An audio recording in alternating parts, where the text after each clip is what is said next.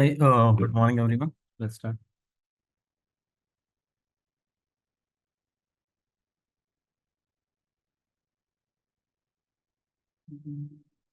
What we were discussing, I think we were discussing Bayes theorem, and then we move to the next part.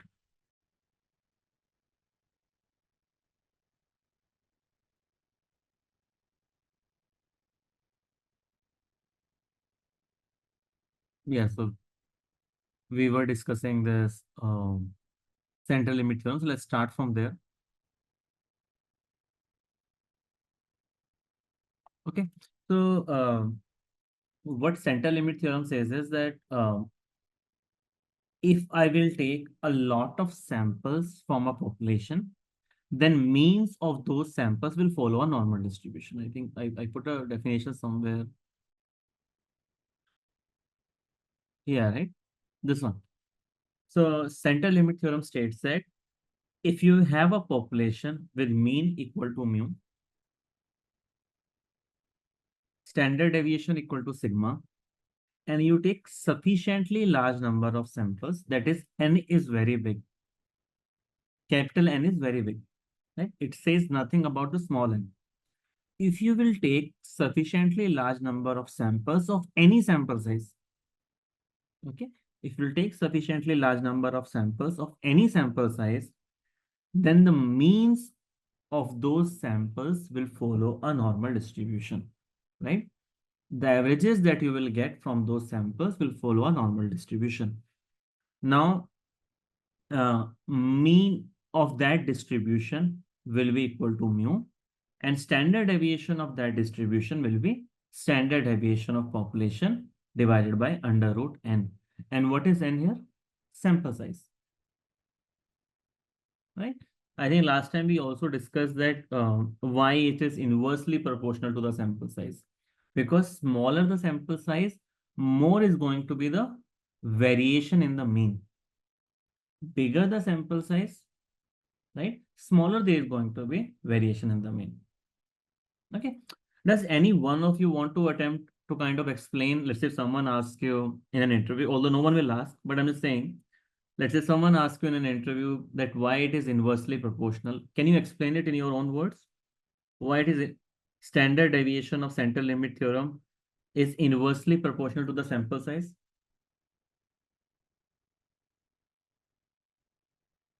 Can you explain it using an example? Let's say,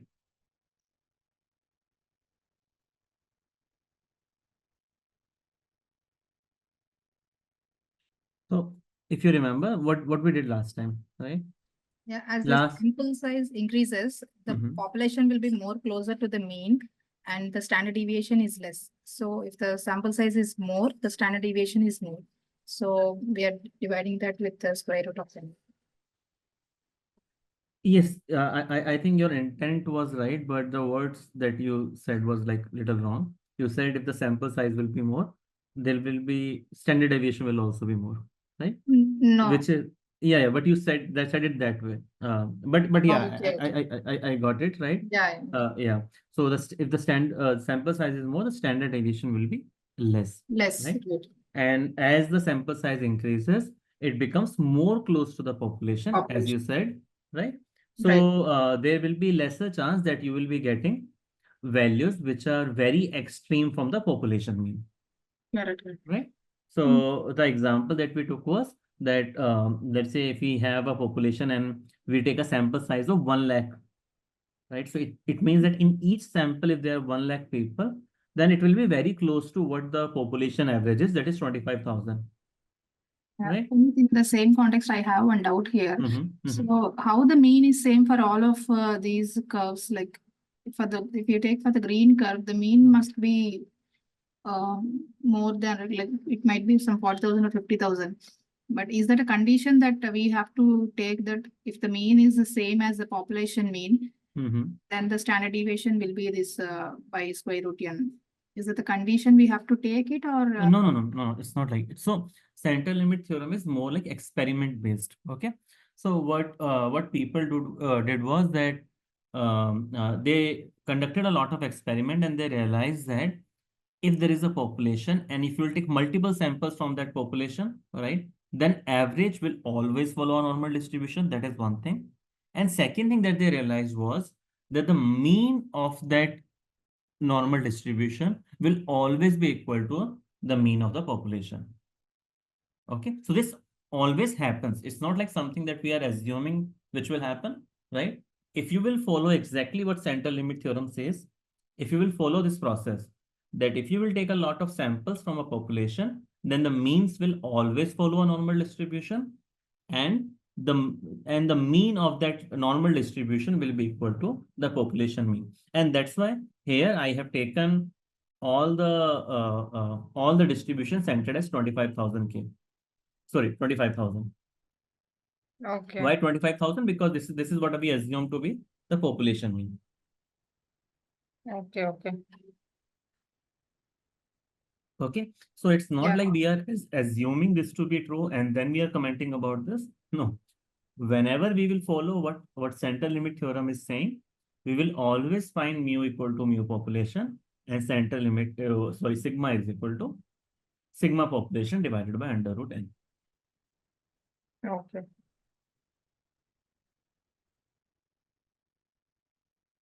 Okay. Then leave. Yes, and then we came to this that this is called empirical rule. I think we have discussed it before as well. That empirical rule says that the 68% of the population will lie between plus minus one standard deviation.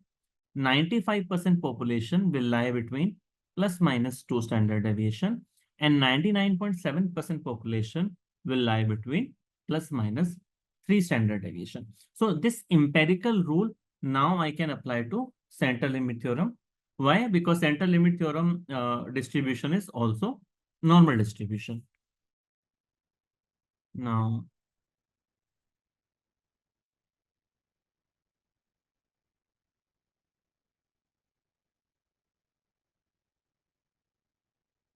I think this is what we need.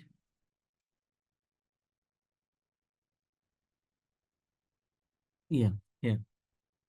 Okay. Then we discuss like a few questions. Here, for example, we discuss what central limit theorem states that the sample mean should be. So we rejected the first one. We said that because the first one is saying the central limit theorem states that the sample means of large size samples will follow a normal distribution, which is not correct, right? Central limit theorem says nothing about the sample size. It only comments about what? Number of samples. Right. The number of samples should be very large. The sample size can be anything. Okay. In the third point, it says of a large size samples will be uniformly distributed. No, uniform distribution means that each point has the same probability of happening, right? So, which is not the case. It is normally distributed. In the fourth one, it says of any samples will be, again, uniformly distributed is wrong. And that's why the right option was option B. And then we started solving this question. The question was that the height of adult females is normally distributed. This is given to you, that the population distribution is normal distribution. Now my question to you guys is it a requirement for central limit theorem that the population should be normally distributed? Yes. Yes. Yes.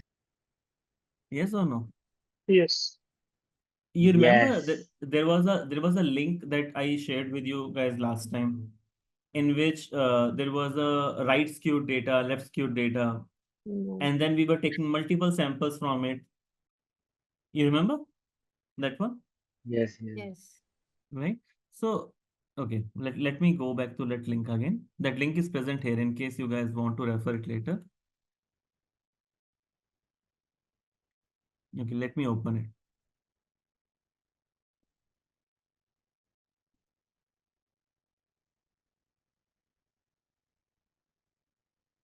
Okay, so this is, let's say, for example, a left skewed distribution.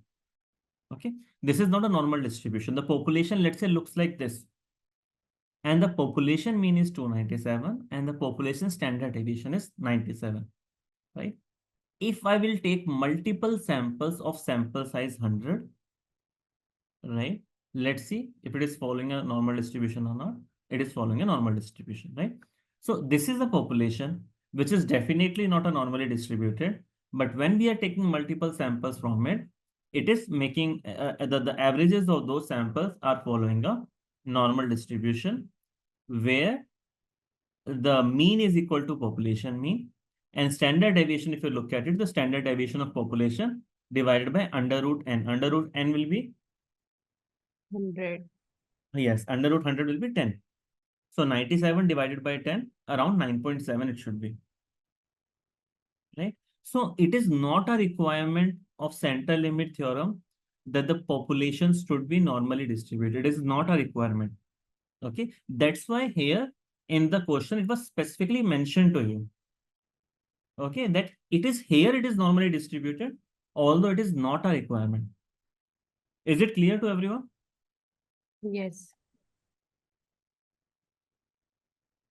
Because the reason being central limit theorem is this popular, the reason behind that is that it is independent of how the population is distributed. Because in general, in real life, not all the distributions will be normally distributed, right? The distributions can be left skewed, right skewed, or of a very weird shape also. All right, but the best part about central limit theorem is that it doesn't matter how the population looks like, whether the population is left skewed, right skewed, right, or has a very weird distribution, doesn't matter. The if you will take multiple samples out of it, then the means of those samples will follow a normal distribution always, right? But in this case, they have told you that the population also follows normal distribution. Okay. So the population follows normal distribution with a mean of 205.5 and standard deviation of 7.8. Okay. So the population mean is 205 and standard deviation is 7.8.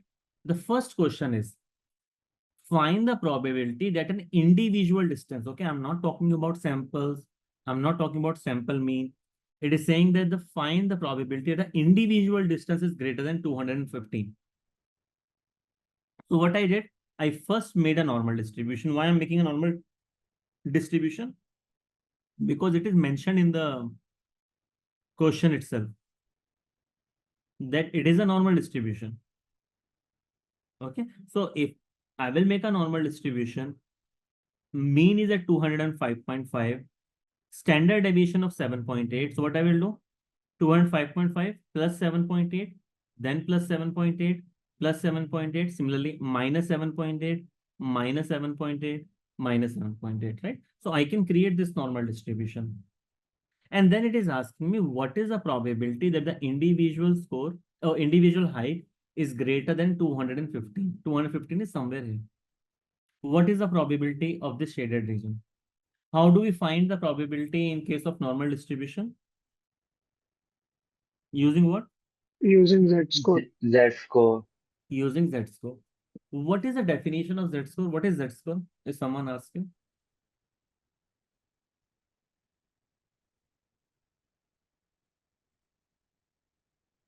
I told you, either remember the formula by definition or remember the definition by formula. Right? At least the formula is here. So what is Z value? What is the definition Every of data point, we're gonna subtract every data point with mean divided by the standard deviation of the sample of that to get population? this of the Distance from mean divided by standard deviation. Right. But what it is? How many How many standard standard deviation are we pointers away from mean? Very nice, right? How many standard deviations away a point is from the mean? That is the definition of Z-score. So whenever someone says Z value is 1.5, Z value is 1.7, Z value is minus 3.3, like it should not be a number to you. in the back of your mind, immediately it should say, okay, Z value of 1.7. Oh, it means that this point is 1.7 standard deviation away from its mean. Okay. So I know the Z score, which is xi minus mu divided by sigma. Once I have the Z score, what will be the next step? So using the Z value, we can find out the probability of, of that data point is how much it's lesser than the shown percentage. I mean, Right. 221 less than that. Yeah. 215, right? Yeah, less than 215. Right. So let's say I will find the Z value, and then using this Z value, I will find the probability from the Z table. That probability will be the probability that what percentage of data points are less than 215.5. Right? I will subtract that probability from 1 to get the probability of greater than. Right? So a population which is normally distributed, if there is a population which is normally distributed, right? And if you will tell me the average and standard deviation, right?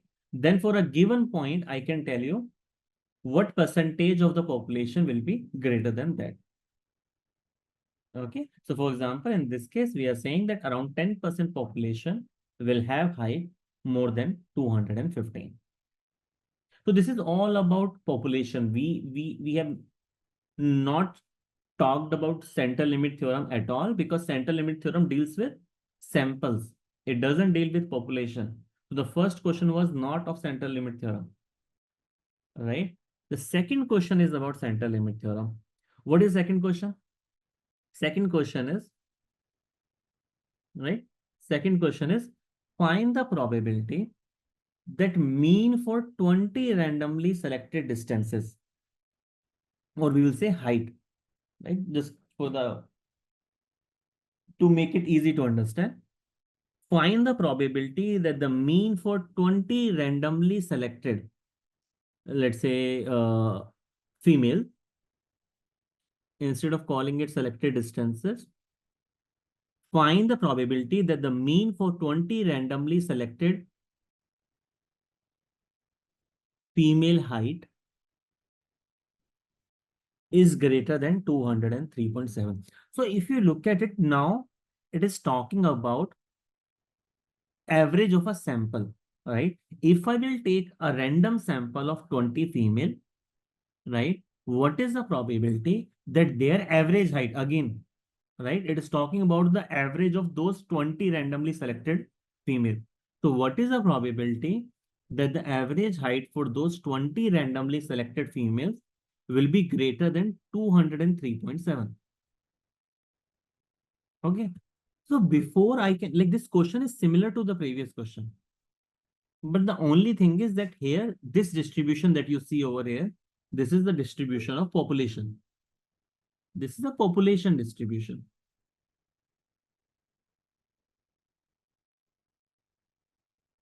Which could have been normally distributed, might not have been normally distributed. But in this case, it is given to us.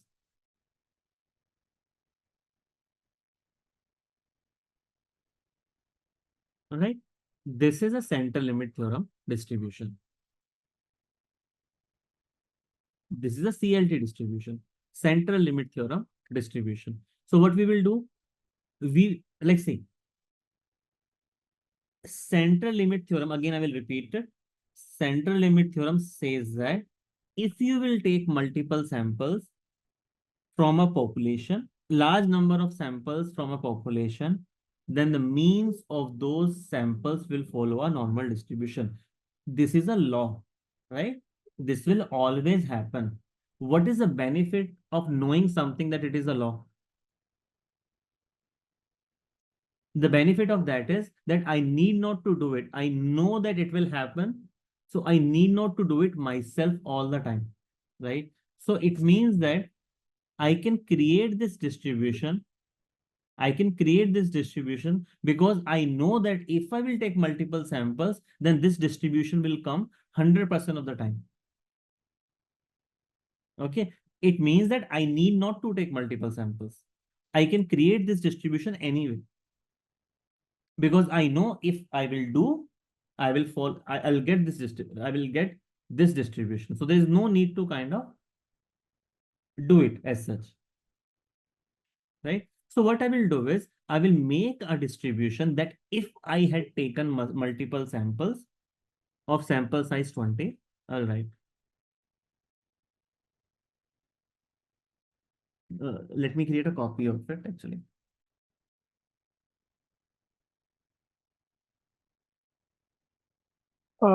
Can I ask one question? Yeah, sure. Yeah, here the population standard deviation is 7.8 centimeter, right? Right. So the 20 randomly selected people also we have provided the standard deviation as 7.8 only. No, Correct okay, here. yeah, continue. Okay. Yeah. So this sigma what you have written, right? Sigma equal to sigma population by root n. So that sigma is nothing but the standard deviation of that sample 20 randomly selected people, right? No.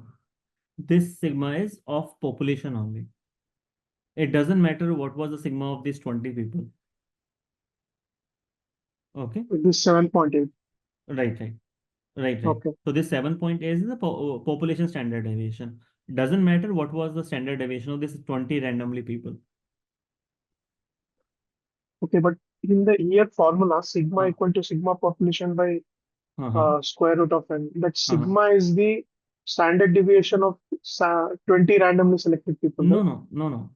No? Okay. No. So, okay, just 1 minute. Maybe let's call it sigma CLT. Right. So sigma population that I have over here is the population standard deviation, that is 7.8. It is not related to this 20 samples. Okay. So the sigma CLT is nothing but the 20 people standard deviation, right? No. Sigma CLT? No. No. Sigma CLT is not 20 people standard deviation. Sigma CLT is the standard deviation of if I had taken multiple samples, right, then the means of those samples would have followed a normal distribution, right, with sigma population divided by under root n. So this sigma CLT is the standard deviation of those multiple means that we would have got if we had taken multiple samples. Okay, you mean to say each sample mean? Yes, right. Okay. So let's say, for example, in this 20 randomly selected female, what is each data point? A female's height, right? Yeah. Right. But in this standard, the standard deviation that you are calculating over here, what is the data point for which this standard deviation is calculated? Sample mean. I just want to ask a question like sigma CLT is the like standard deviation of normal the distributed graph from from the like original data, even if it's not like in a normal distribution, even if it doesn't follow that, we take the mean and we make this normal distribution with like a larger sample size in CLT.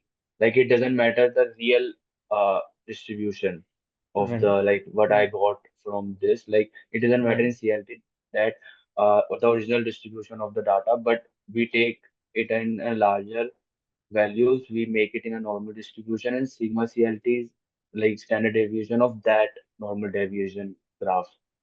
Is it right? Right. The only correction is you said of a large sample that we take. We don't take large sample. We take a large number of samples. The sample size can be anything. Okay. Sample size can be anything. Okay. The samples that the observations each time. Right. Like they will experiment with each sample size. Right. Let's go back to actually this part, right? Here, right? So I'll just explain it to you guys one more time. Let's say here I have said that I will take capital N is equal to 10,000. What is the meaning of that? Number of sample that we're gonna do with sample size 10. Very nice, right? So the number of samples that I'm gonna take is 10,000, and each sample will be of sample size 10, right? Now I have taken sample 1. How many points are there in this sample? 10 points are there. 1, 2, 3, 4, 5, 6, 7, 8, 9, 10. For these 10 individuals, right, I will get an average. So this is the average. This is on in this column that you see is average, right? For these 10 individuals, the average was 18,000. Okay. Then what I will do, I will randomly take another sample. Okay, I will randomly take another sample of again 10 individuals, 1, 2, 3, 4, 5, 6, like 10. Again, take an average of those 10 individuals. The average is 20,000. I will again take a sample, and again, because we are doing sampling with replacement, in each sample, there can be people from the previous sampling as well. Okay, again, I will take 10 samples. For those 10 samples,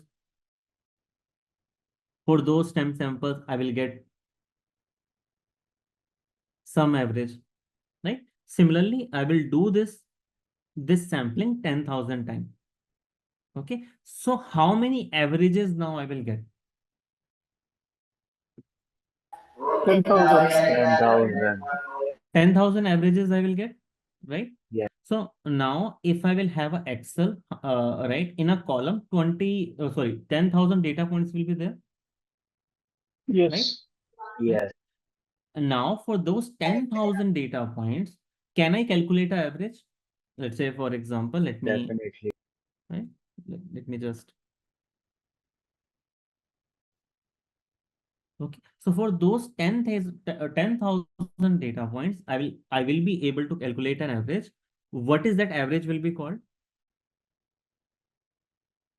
Average of the sample mean.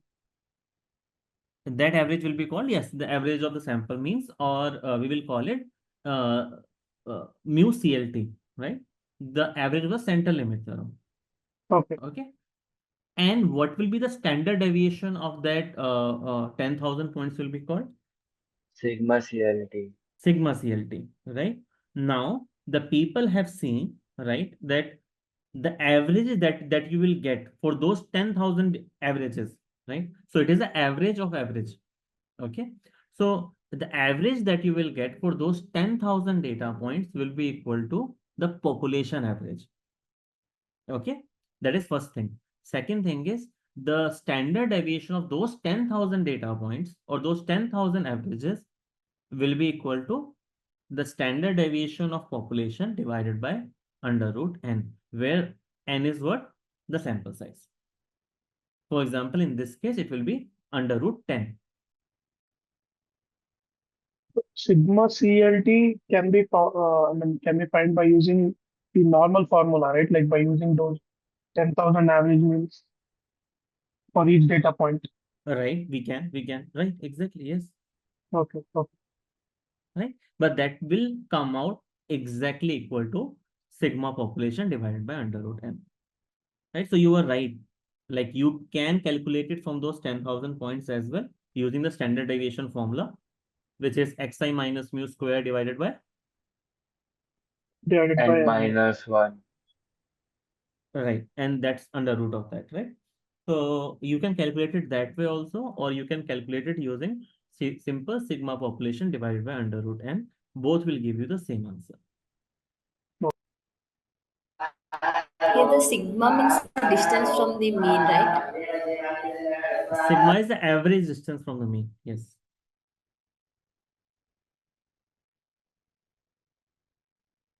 Okay. Now I will go back to the question that we were solving. This one, right? So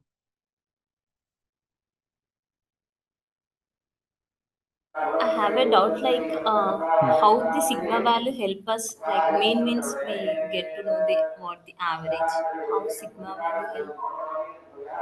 how the sigma value help us in finding the average? Sorry.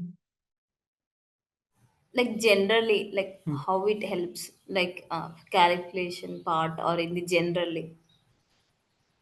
No, we'll see in this. I was about to explain that part. So now look at the second question and tell me, are we taking a lot of samples? How many samples we are taking? 20. 20 samples.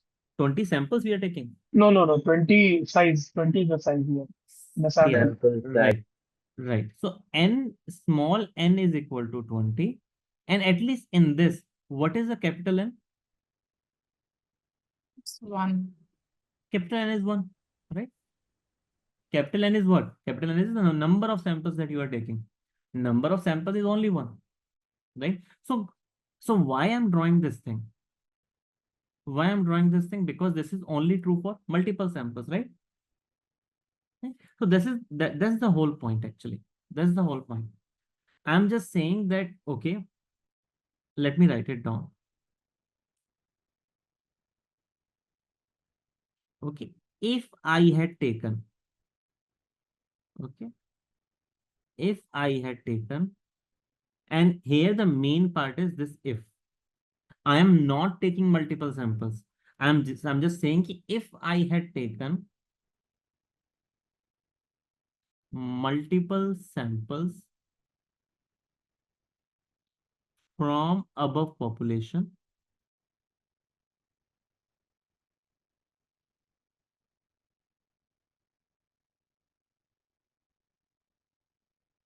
of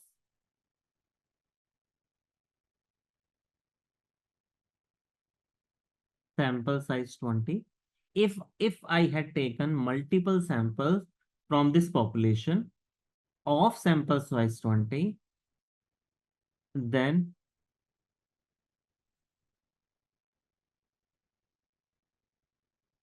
this is the normal distribution that I will get.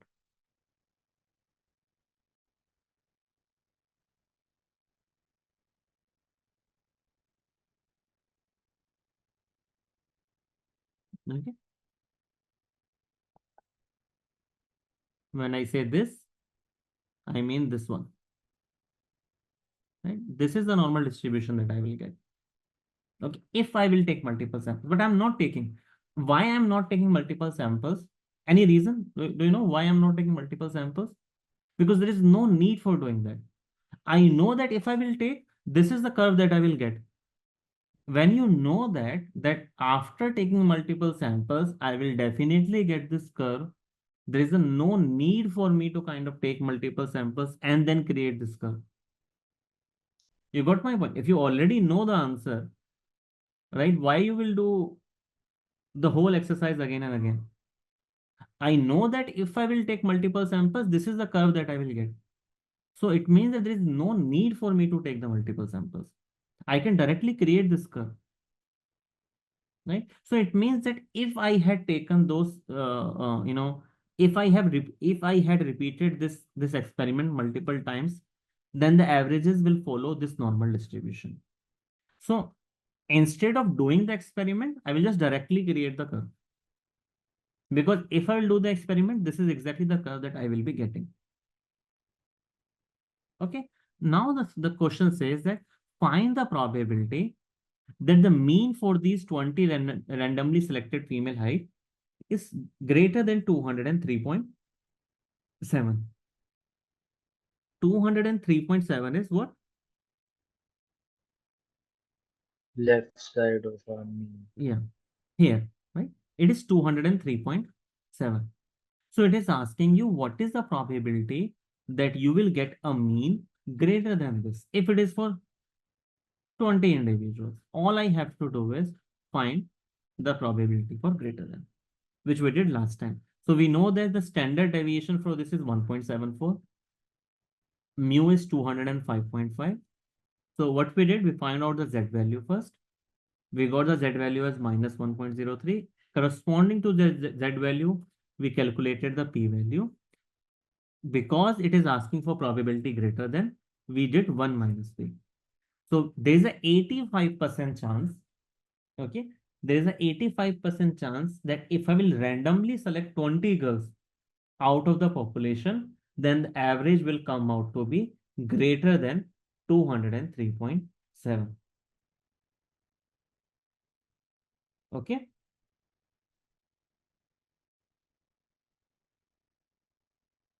Clear, not clear? Can you please repeat that last line once again? Yeah. So I was saying that if you will randomly select 20 girls out of this population, right? If you will do that, if you will randomly select 20 girls out of this population, then the chances that the average height for these 20 girls will be greater than 203.7 is 85%. Okay. There's an 85% chance my average will be greater than 203.7 for randomly selected 20 girls. Okay. If that is 205, suppose, then what is the percentage we have to say? 205, exactly the mean. Then it is 50%. 50%. Okay. Right? Okay. Actually, let's do one more question. Okay. Let's do one more question, and this is for you guys. Now, if instead of saying 20,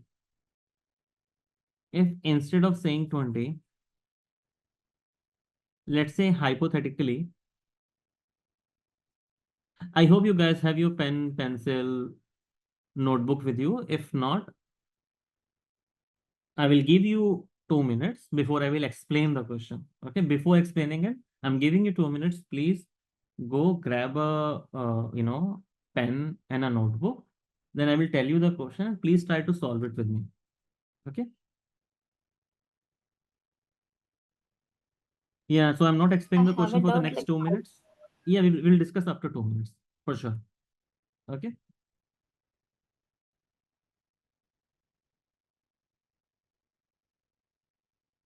Go grab a pen and notebook.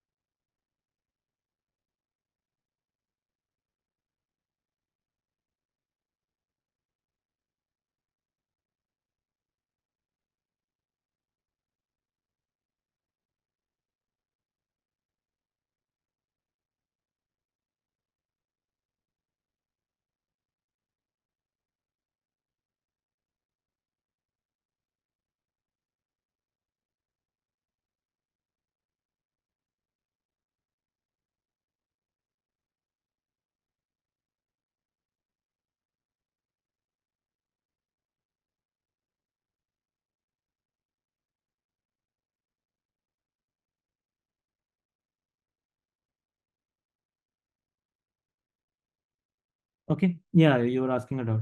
Sorry. Like, have you taken the mean as 203.70? How we have taken the mean as 203.6. No, it is asking you, right? We have not taken the mean 203.7. It is asking you if you will randomly take a sample of 20 girls, then what are the chances that that average will be greater than this particular point? That's it. And that particular point it has mentioned at 203.7. It could have asked you for some other point also, like what is the chances that it was greater than 210, right? Something like that. What we call that point? 203.7. Nothing, like it is just a question. There's no significance of this point. This number could be anything that you want. If you want to calculate it for more than 200, go ahead, you can say more than 200. If you want to say more than 205, you can say that also. There's nothing specific about this or special about this point.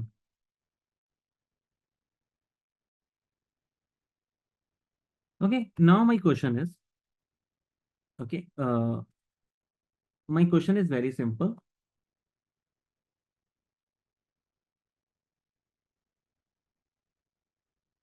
All right. If instead of like asking, find the probability that the mean for 20 randomly selected female height is greater than 203.7, if instead of asking that, instead of 20, let's say if it had said 200, let's see how your answer will change. Okay, instead of 20, if it will ask you for find the probability that the mean for 200 randomly selected female is greater than 203.7. Let's see what is the probability that you will get.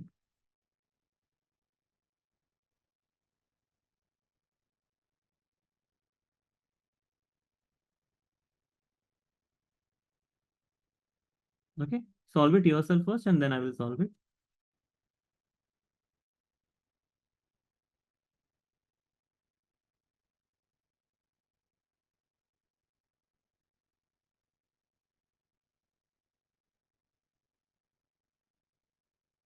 Try to solve it in the same way. Okay, when you're learning it, try to be more detailed. Try to first create a normal distribution point, put the point the way that I have added, then calculate the z value, then calculate the p value. So do it step by step.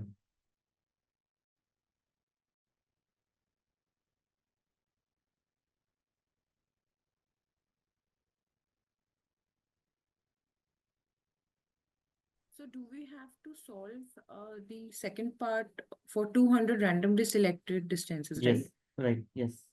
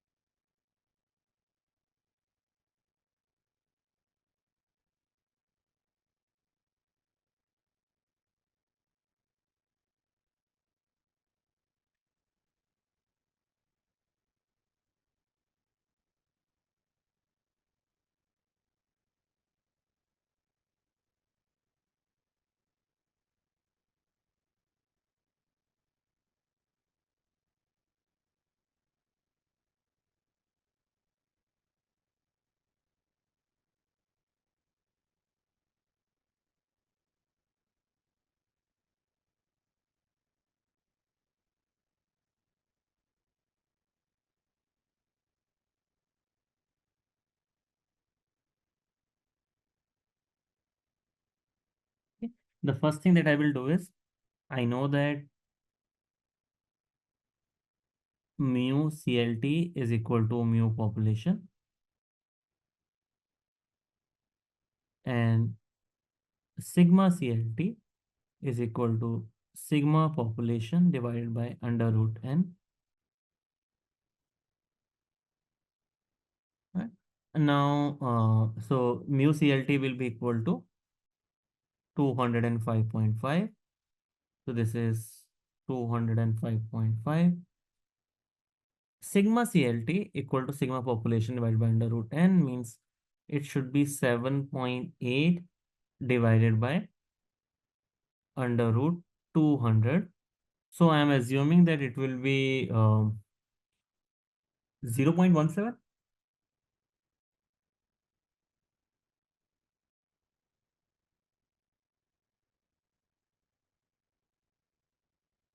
Right? 1.88. 1.88. Okay, let me just check once. So it is 7.8 divided by. It's 0.552. What?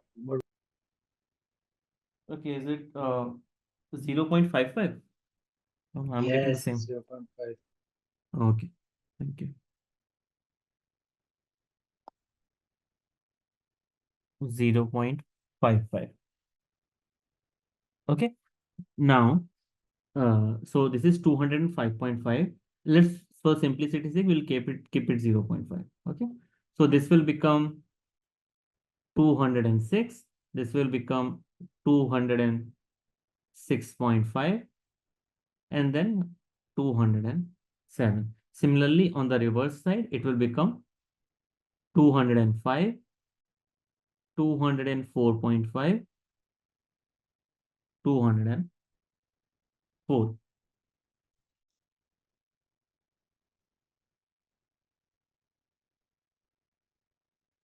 Okay, now in this, the point that we are asking for is 203.7. 203.7 will be somewhere here, right? Like it's very, very far. We'll remove this point. Like somewhere here it will be. This will be 203.7. So we are asking what is the percentage of data points which are greater than this. You can see that almost all the sample means will be greater than this, right? So first I will calculate the z value. Z value is xi minus mu divided by sigma. So xi is 203.7 minus mu. Okay, divided by sigma. Sigma is 0.5. What was the value? Above, like, minus 1.8 divided by 0.5 is It's equal to minus 3.2. Minus 3.6, let's say. We will take 3.26. 26. Okay. Yeah, 2.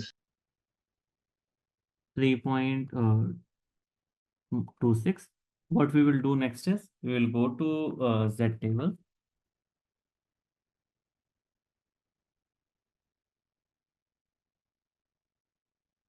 We will check the value for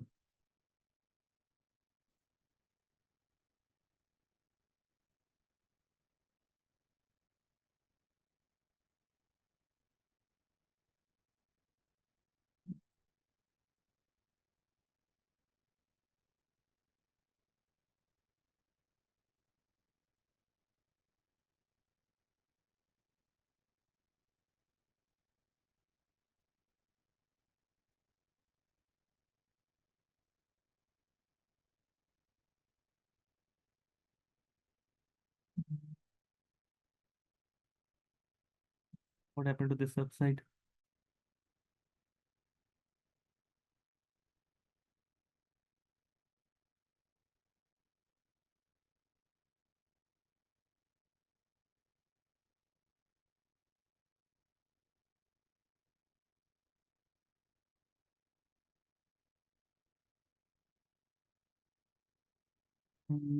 Not sure.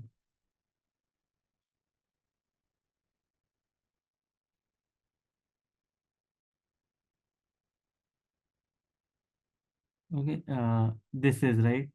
So let's say we want minus 3. 3.26. So this is minus 3.2.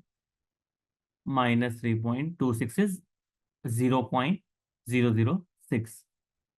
So the probability value associated with this is, the p value associated with this 0.00, I will 3 zeros, right? Yes, 0.06. And 1 minus p will be, in that case, 0.9994. So the chances of having a value greater than this is 99.94%. Right? Your values can vary a little bit here and there depending upon which website you have used for Z table, right? But approximately, I'm assuming that everyone will be getting the same.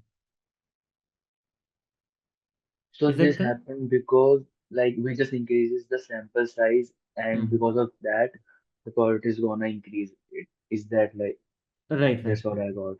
right, So as we exactly. increase the sample size, like it was obvious to know, like increase the sample size, we will get this like high percentage if we increase the sample size. Right, right, exactly. Yes. Okay, but let me explain it to you. Like what has just happened. Let me explain it to you by drawing both the normal distribution one over the other. So what has just happened is,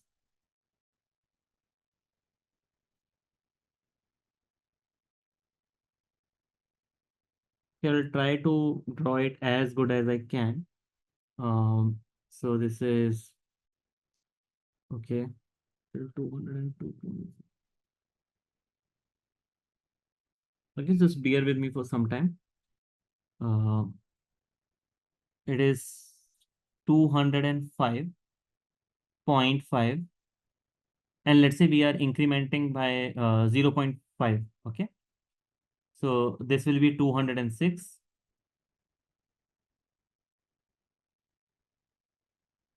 This will be 207.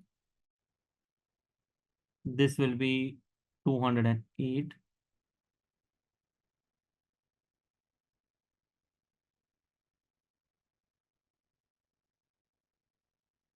This will be 209.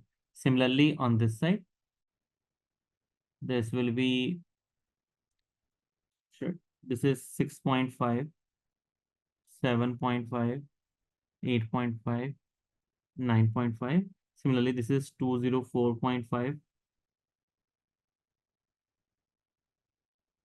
203.5, 202.5, and let's say 201.5. Okay. Now, what we will do is,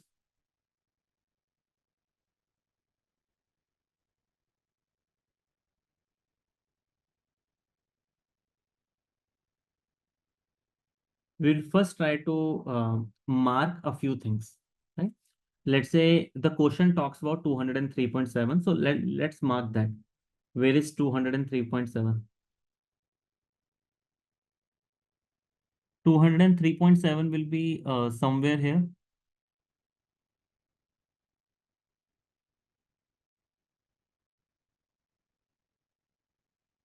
Is that correct? This is 203.7.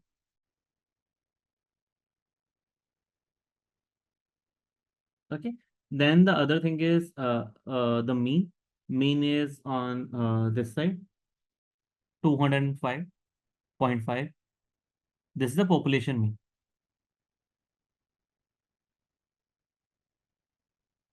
Okay, this is the population mean, 205.5. If we talk about the first question, in which the sample that we had taken was of 20 people, right? 20 people we had taken. Now in the 20 people, the standard deviation came out to be 1.74, right?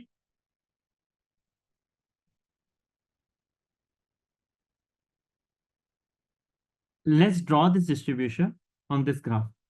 So we said the first point will be at 205.5. Second point will be at 207 something, 7.2. So this will be 207. Second point will be somewhere here. Third point will be 208.9, which is somewhere here. Okay.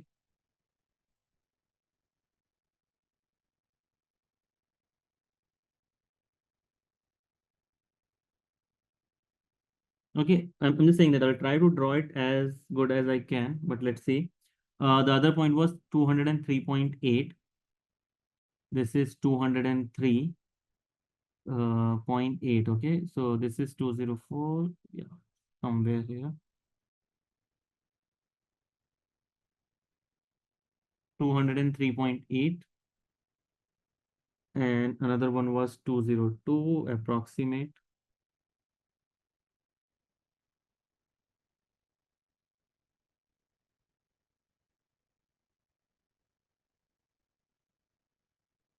Okay, so the distribution will more or less look like this. So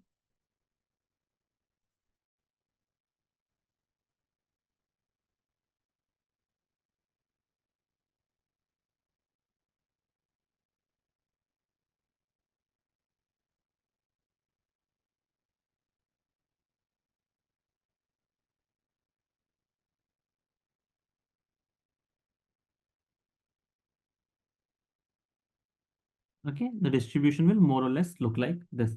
This is for corresponding to sample size of 200 and this distribution is corresponding to n equal to 20. Okay, and here we had asked what is the probability that you will get a number greater than 203.7. So a number which is greater than 203.7. So what is this? Right? The area which is greater than 203.7 is this. All of this.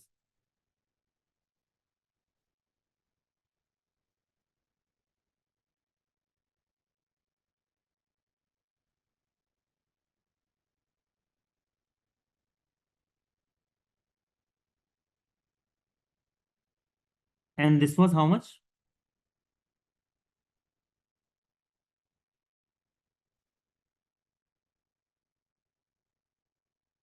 Right? This was how much? This was 85%. So we said that this data is 85%.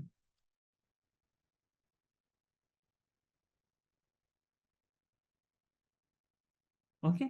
Now what happened is in the second question, I told you that the sample size is how much? 200. Right?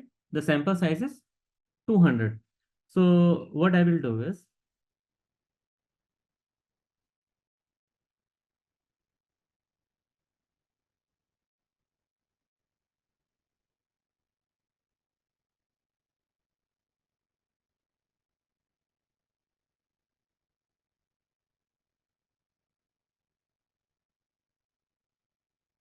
right, I'll make it dotted. Okay. Now I will try to draw the other normal distribution that we got. The other normal distribution was this one.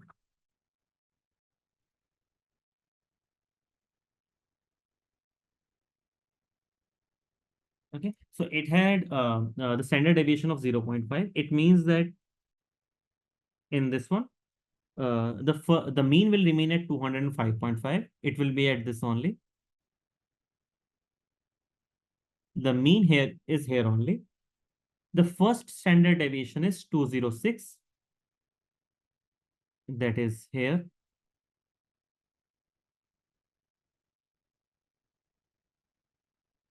Okay. The second standard deviation is 206.5. And the third standard deviation is 207. That is here. Similarly, on the other side, -1 standard deviation is this much. -2 standard deviation is this much. -3 standard deviation is this much. Okay, so the distribution in the second case will look something like this.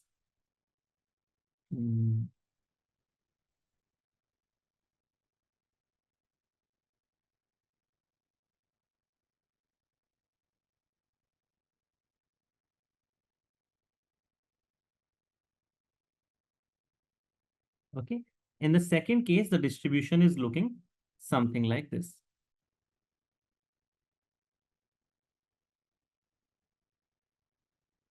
This is the distribution for? This is distribution for what? 200 sample. Right, 200 sample size. Let me save the file first, then draw. This is a distribution that I have for n equal to, if I had taken n equal to 200, right? Then the distribution will look something like this. Why the distribution is so much closer to 205 in this case? Because we of increase the standard sample size. deviation. Yes, Standard because deviation coming down. Sample size. Sample size. right. So he's right that because the standard deviation this case is lesser as compared to the standard deviation that I had when n was 20. But why the standard deviation is less in this case? Because number of samples. Because we have increased the number of people in the sample. What happens because of that? Inversely proportion concept comes in picture. Right. Everything But why come it near is to the mean. Bigger the sample size, Everything come more near to the mean. it will be the representative of population. right. So because the bigger the sample size is, more it is representative of the population. So it is coming closer and closer to population. Closer, the population is at 205.5. As in, if you can Tell me. In general, we can say that larger the sample size, the smaller would be the standard error. This give me the meaning that the distribution of the sample mean becomes more concentrated towards the population mean. Right. And it Yes. gives me more accurate values of that particular mean and gives us a normal distribution and a bell-shaped curve. Yes, if you are saying that by more accurate you mean more closer to population, then yes. Yes. Okay. So this shaded region, right, that we have over here is making 99.94. Like almost all the distribution, if you look at it, right, is greater than this point. Is greater than this particular point. The whole population is greater than this particular point.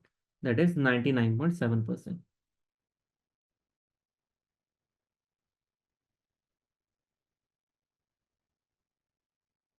Can we say like this, if the sample size increases, the standard deviation will be near to the average of the mean? The standard Close to deviation will the be close to? mean. No, nothing. Not like that. Okay. Can you please go on mute if you don't mind? Yeah, sorry. Okay. So no, it's not like that the standard deviation will go closer to mean. No, that's not a right statement. The reason being is that okay, let me give you an example.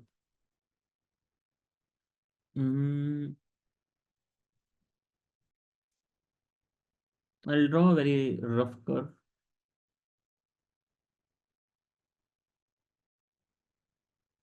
Now let's say this is a normal distribution.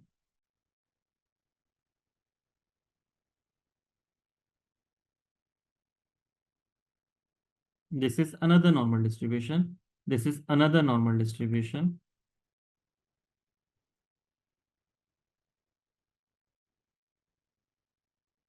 This is another normal distribution. Another normal distribution. And let's say this is we have 0, this is we have 1, here we have 2, here we have 3, here we have 4. So now out of these 4, 5 distributions that we have, in which case standard deviation is the highest?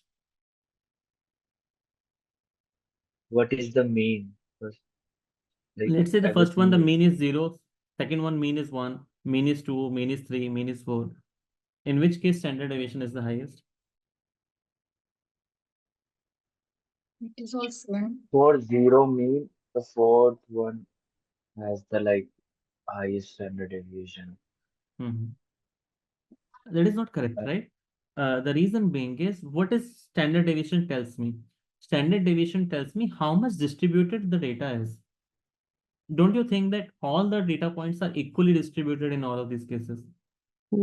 Yes. Around the mean, it is equally distributed, right? So it does not matter whether the mean is 0. If the standard deviation here was 10, hypothetically, then the standard deviation for this will also be 10. For this will 10, this will also be 10. Okay, it does not matter what the mean value is. If the spread is same, it will have the same standard deviation, right? Similarly here, right, we cannot say that the standard deviation is coming closer to the mean. Why? Because if the mean was let's say 20,000, will the standard deviation become 20,000? No. If the mean was 110, will the standard deviation become 110? No. Okay. So there is no relationship between, in that sense, there is no relationship between mean and standard deviation. Standard deviation is just the measure of how much spreaded a data is. It can be spreaded around 0, it can be spreaded around 30, it can be spreaded around 40. Okay, that will not matter.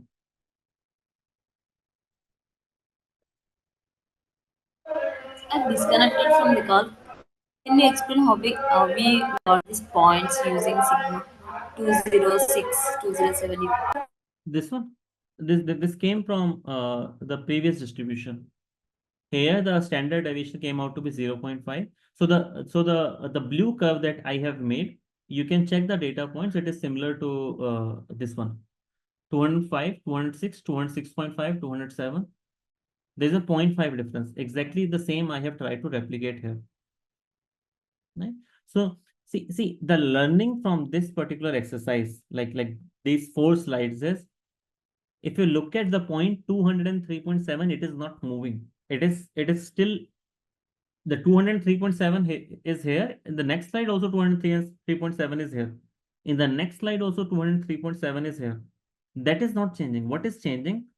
The normal distribution is changing. When the normal distribution in this case is becoming more concentrated around the mean, the probability has increased for getting a mean greater than 203.7. Okay, let me ask you another question actually. Not a question, but like just an explanation. If he Actually, had I have a question. you tell Sorry, me. actually, I have to clear something. Where I got confused is like there was a definition like so, the standard deviation is the spread around mean. Yes. So I thought like mean is like important for standard deviation, but irrespective of mean, the spread is the main thing that we see. Right, you're right. Okay. Okay, because we, if you look at, we do xi minus mu, right? Yes. So Yes. 5 minus 4 is same as 3 minus 2, right? The Okay, difference is yeah. always 1. So 5 minus 4, or is it 10 minus 9, or is it 15 minus 14, or is it 25 minus 24? It doesn't matter, because everywhere the spread is of 1 unit, right? Okay. Okay. Sir, I have one clarification also. Like earlier, we studied that when we take sufficient large number of samples, then that will be close to the population and the standard deviation will be less. And if we take less number of samples, then Less sample size, not the number of samples. The number of number. samples is always assumed to be very large. Okay, because in earlier slides we have studied that irrespective of the sample size, CLT theorem is not dependent on the sample size. You are right. size, but here it is like if we are increasing the sample size, then it is coming closer to the mean. So Right. sample size is also important then. Right, it is important. I'm not saying it is not important, but I'm saying is, see, central limit theorem, what it says that if you will take sufficiently large number of samples, then the means of those samples will follow a normal distribution, right? In the green curve, right? In the green curve and this blue curve, right, that we have, are both normal distributions? The answer is yes. Okay. Green curve is also a normal distribution. Blue curve is also a normal distribution. So what central limit theorem says, that is true for both green and blue, right? That we have taken sufficiently large number of samples, then both are normal distribution. The second thing that the central limit theorem says is that of that normal distribution, the mu will be equal to mu population. Is the mu equal to mu population in both the cases, green and blue? Yes, Yes, right? Because both are centered at this. 205.5, yeah. Right. And the second thing it says that the mu CLT, that the standard deviation will be equal to standard deviation of population divided by under root n. Right? Is it, am I changing the standard deviation based on the sample size? The answer is yes. Right? Here the sample size was less. That's why the standard deviation was more in the green curve. In the blue curve, the sample size was more, and that's why the standard deviation was less. Right? So whatever the central limit theorem said, we are doing exactly that. The central limit theorem never said that the sample size is not important. It is saying that irrespective of the sample size, it will be a normal distribution. Okay. It's not saying that the sample size is not important. Sample size is important to find the standard deviation. But irrespective of sample size, you will get a normal distribution. This is what it means. Okay, we'll get a normal distribution, but that spread depends on the sample size. Right. Yes. Okay.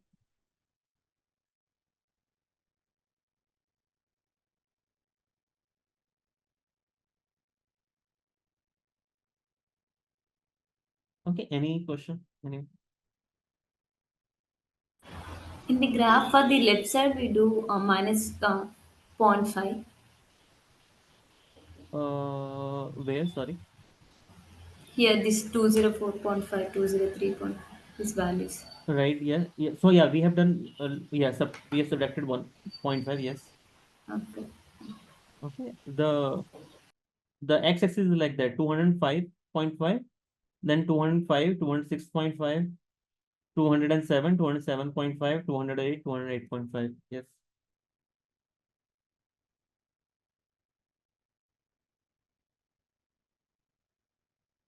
Okay, let's move to the next question now.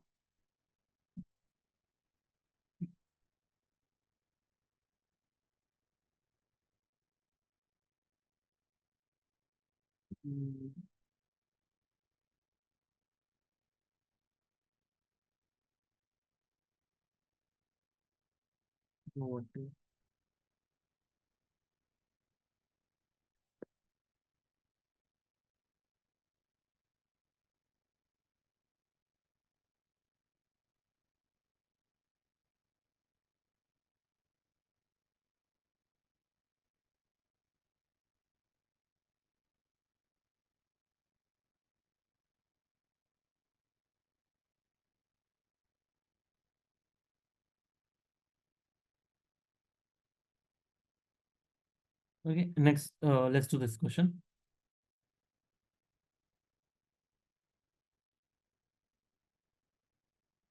Okay.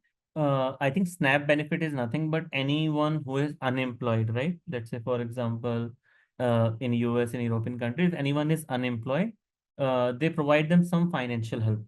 Okay, but the financial help will depend upon, how much saving that you had, from how long you are, unemployed and all of that. So it is not fixed. So what they are saying is a certain group of welfare recipients. It means that the people, let's say, who are poor, who are homeless, receive this SNAP benefit of $110 per week with a standard deviation of 20. So it means that it is not fixed. A few people get it more, a few people get it less. If I will randomly select 25 people, what is the probability that the average that I will get will be more than 120? Okay, try to solve this.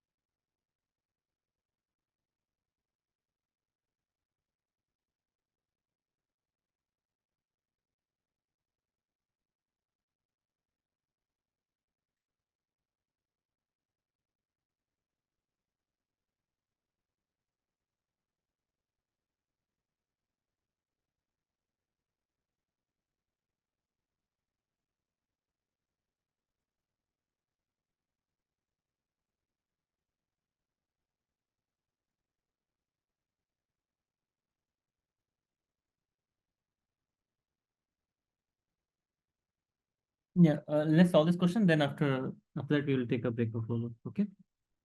So now let's do one thing.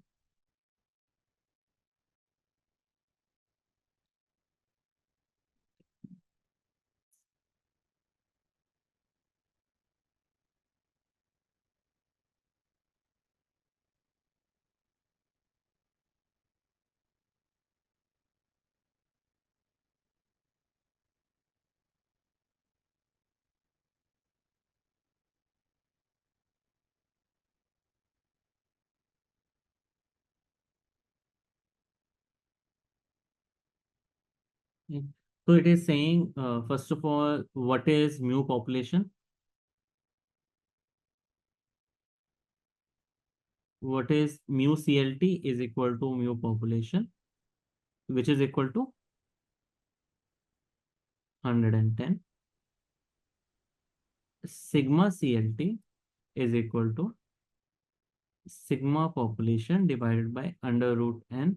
Sigma population is 20 divided by under root n under root 25.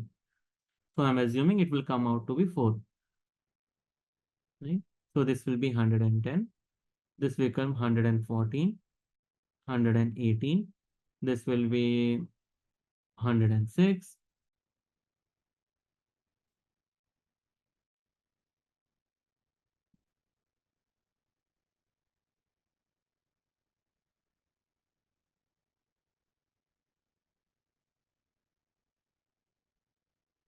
This is 122.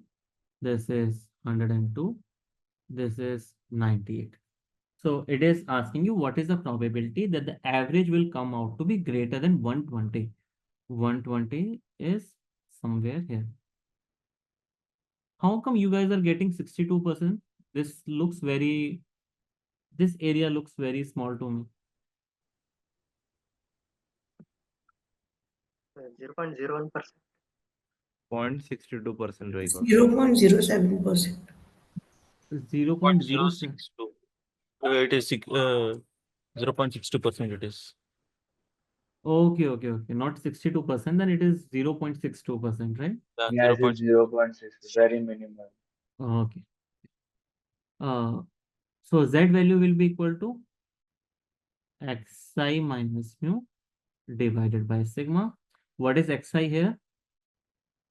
What is xi? 120. 120 minus mu divided by sigma, that is 4. So this will come out to be 2.5, right? Yeah, 2.5. So now I will go to here and I will say what is the probability associated with 2.5? 99.38. Minus 1 minus. Yes. So P will come out to be 0.9938. 1 minus P will be equal to 1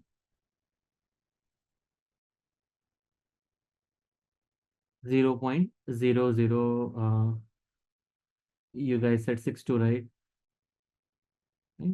So yes, 0.62 percentage, right? So it means that this much data points are greater than is 0.62% of the total. So if I will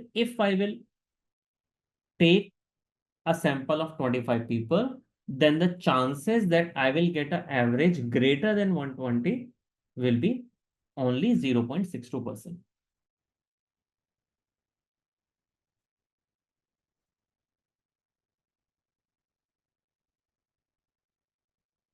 Okay, we'll take a break. We'll meet after 15 minutes, right?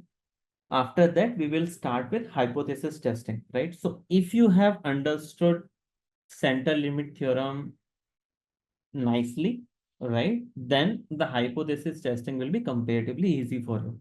Whatever we have learned in the Central Limit Theorem, we will just apply it in a real life. We'll see that how can we use it in our real life.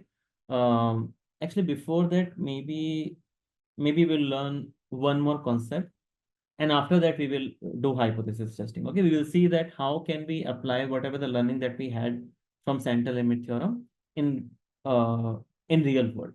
Okay, let's start.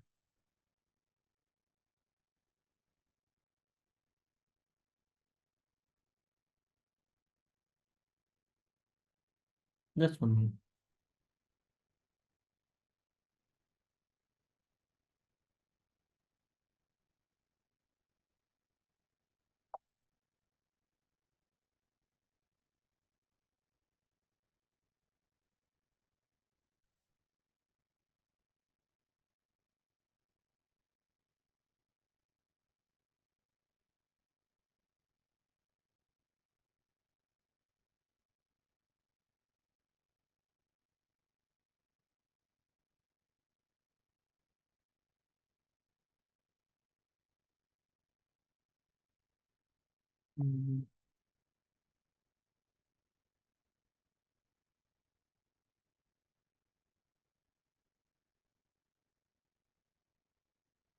Okay, let's do one more question before we move to the next part.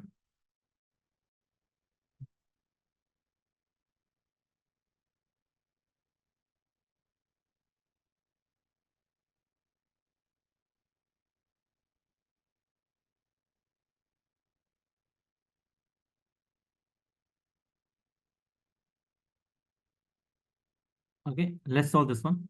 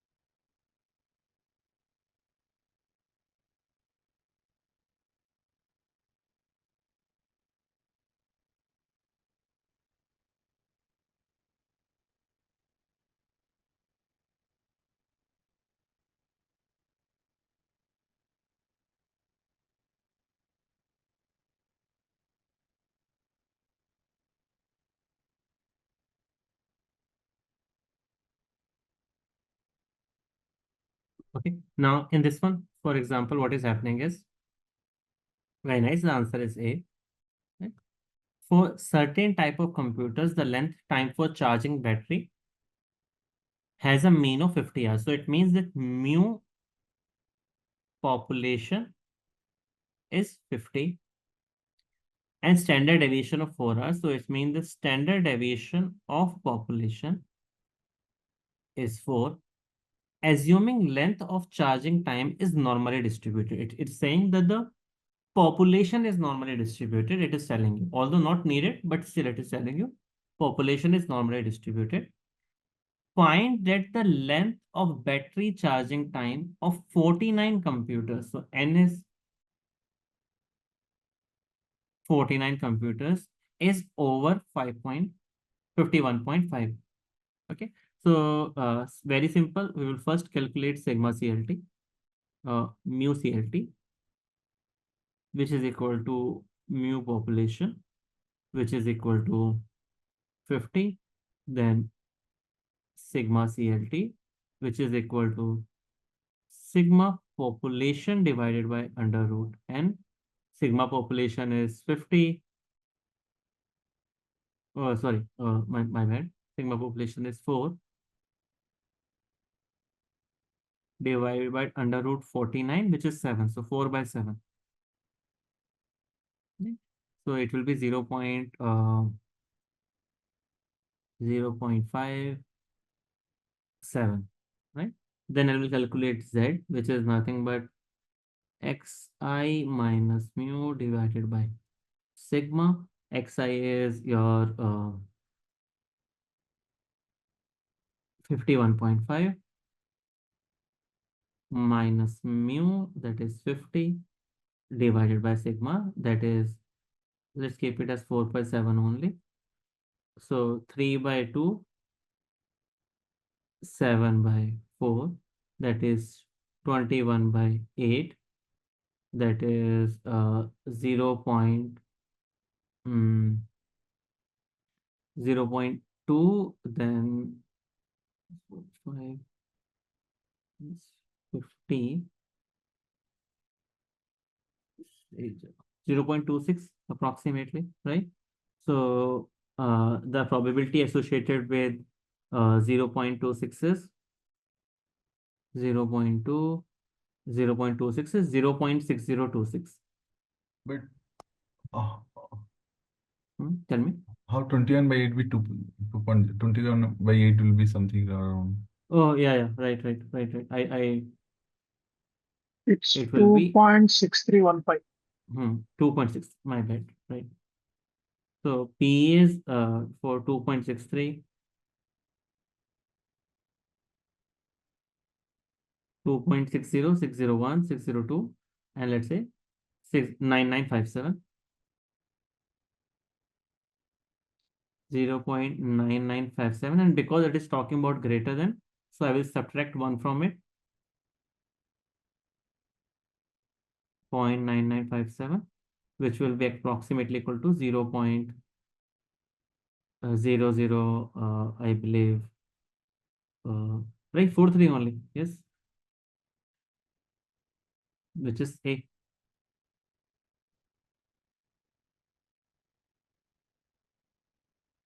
Okay, clear?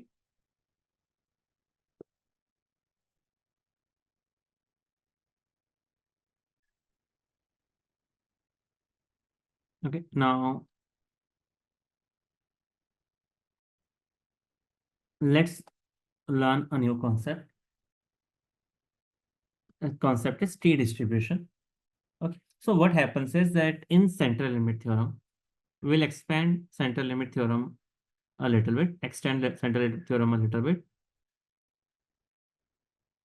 In central limit theorem, if the population mean is given to you,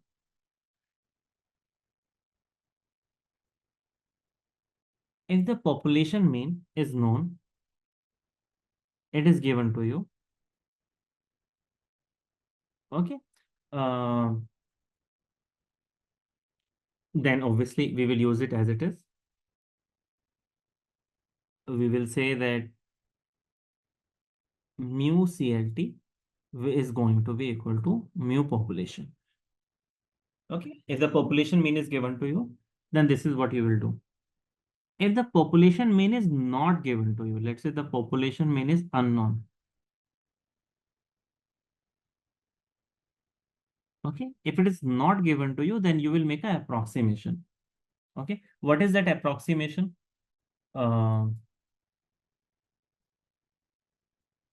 You will assume whatever is the sample mean.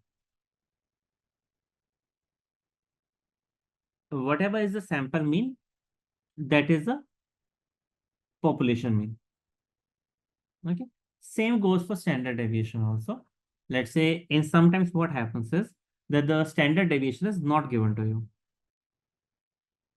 Population standard deviation, let's say, is known. It is given to you. If it is given, right, we already know that sigma CLT is nothing but sigma population divided by under root n. But let's say if it is not given to you, if this is unknown, right, then we will do an approximation. We will say the sigma CLT,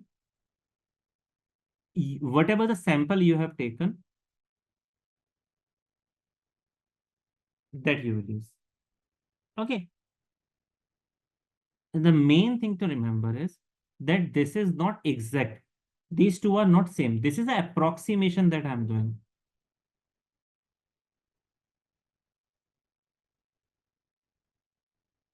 Okay. It's not like that even if it is sigma population is, the mean population is given, then even then I can use this. No. This is because there's no other choice. We are going for approximation. This is not exact.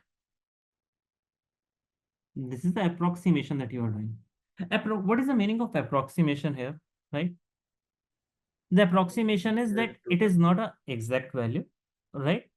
But it will be more or less, equal to the exact value, right? Is that correct? Yeah.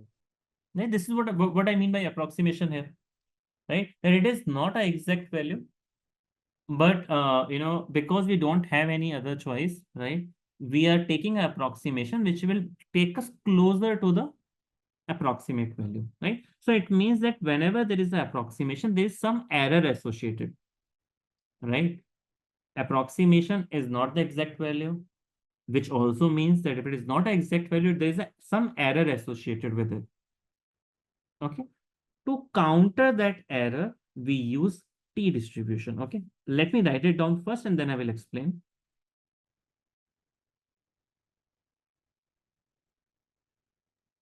We can say that the values that we are getting in the distribution would be far away from the mean compared to what we get in CLT. In this case, I will explain actually. Just give me 1 minute. I will explain. Then you can ask the question. So we are saying that when sigma population is not given, or like what we are saying is that it is unknown.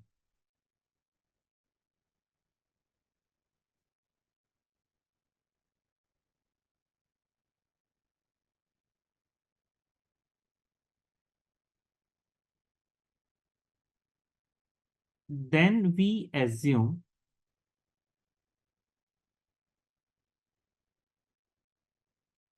that sigma sample, whatever is the standard deviation of sample, is approximately equal to the standard deviation of population, right? This is what I said over here, that if it is not given to you, then you can, instead of using sigma population, you can use sigma sample. Okay. So whenever sigma population is not given, then we assume that sigma sample is equal to sigma population, and we will be using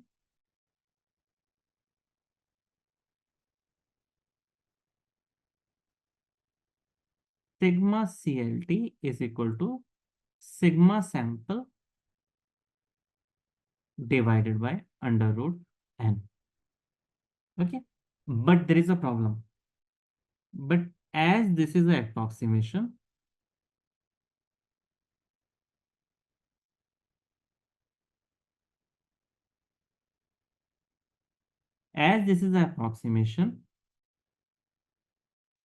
it introduces, okay, it introduces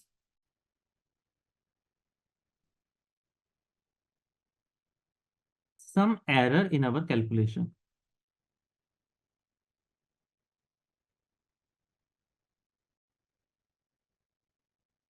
Right? Or so it means that let's say if your number was supposed to be, let's say 50, it makes it 55. Right? So it adds some error to the calculation. To counter those errors, it means to reduce those errors,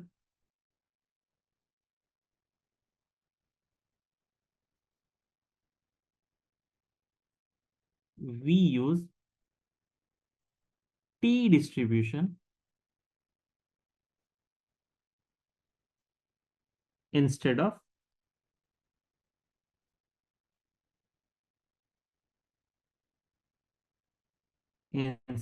normal distribution.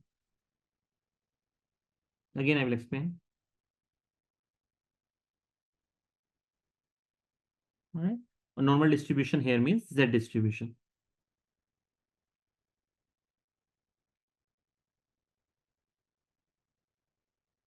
Okay. So what we are saying is ideally sigma CLT is equal to sigma population divided by under root n. But in real life, many times it happens that the sigma population is not known. It is unknown. In that case, what we will do is we will assume that the sigma sample is same as sigma population. Okay, sigma sample is same as sigma population. This is what we will assume because we are making an assumption it will introduce some errors in our calculation. And to counter those errors, to kind of reduce those errors, we will be using, right, t distribution instead of z distribution. Okay, now let me create a table to explain it better. Now what will happen?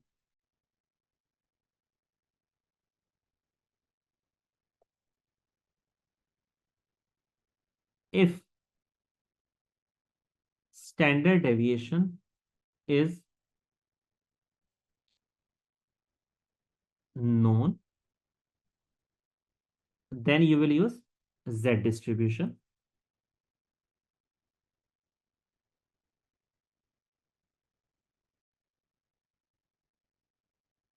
Okay, if it is unknown,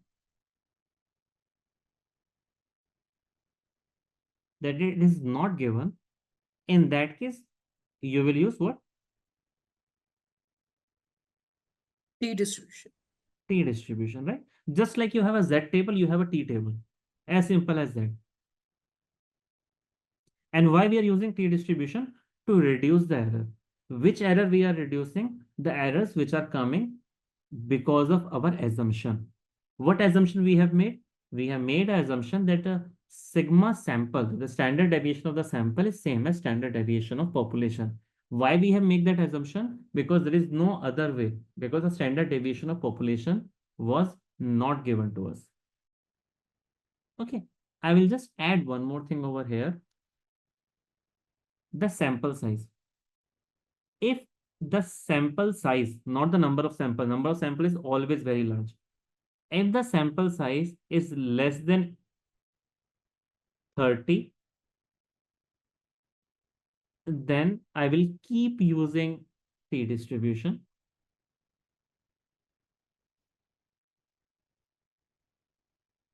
But if the sample size is greater than 30, when the sample size is greater than equal to 30, actually there is no harm in using Z distribution either. I will tell you why.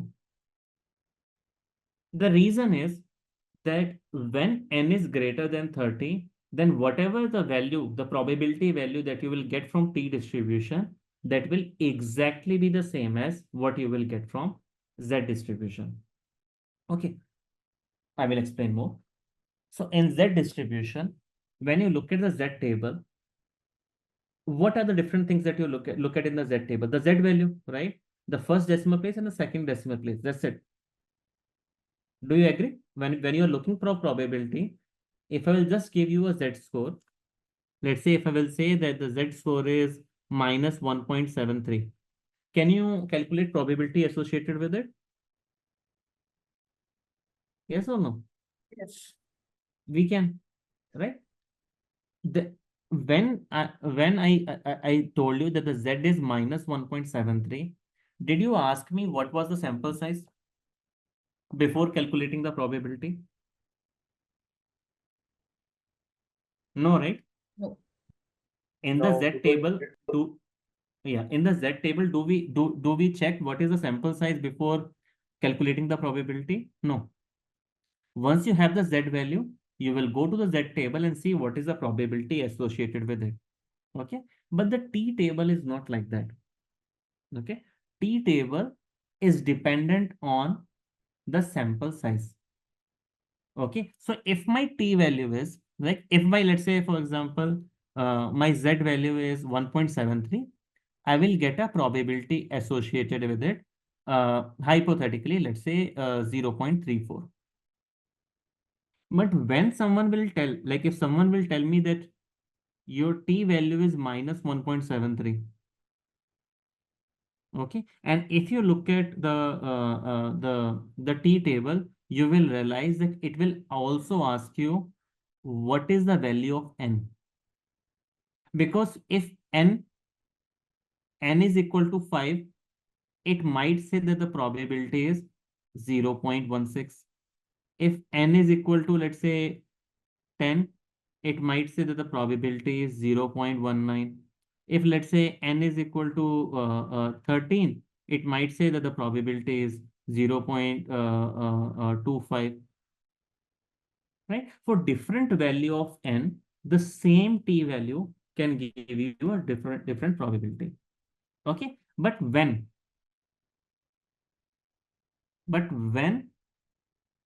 N becomes greater than 30, you will realize that the P value associated with this number, the same minus 1.73, will become exactly 0.34.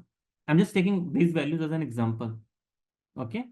That when N is greater than or equal to 30, whatever the P value that you will get from Z table, you will get the same value for T table also, right? For 31, 32, 33, 35, 100, 200, whenever N is greater than 30, whatever the value that I'm getting from the Z table, I will get the same value from the T table also, right? So it does not matter, once the sample size becomes greater than 30, it does not matter whether I'm using a Z table or I'm taking the T table, both will give me the same answer.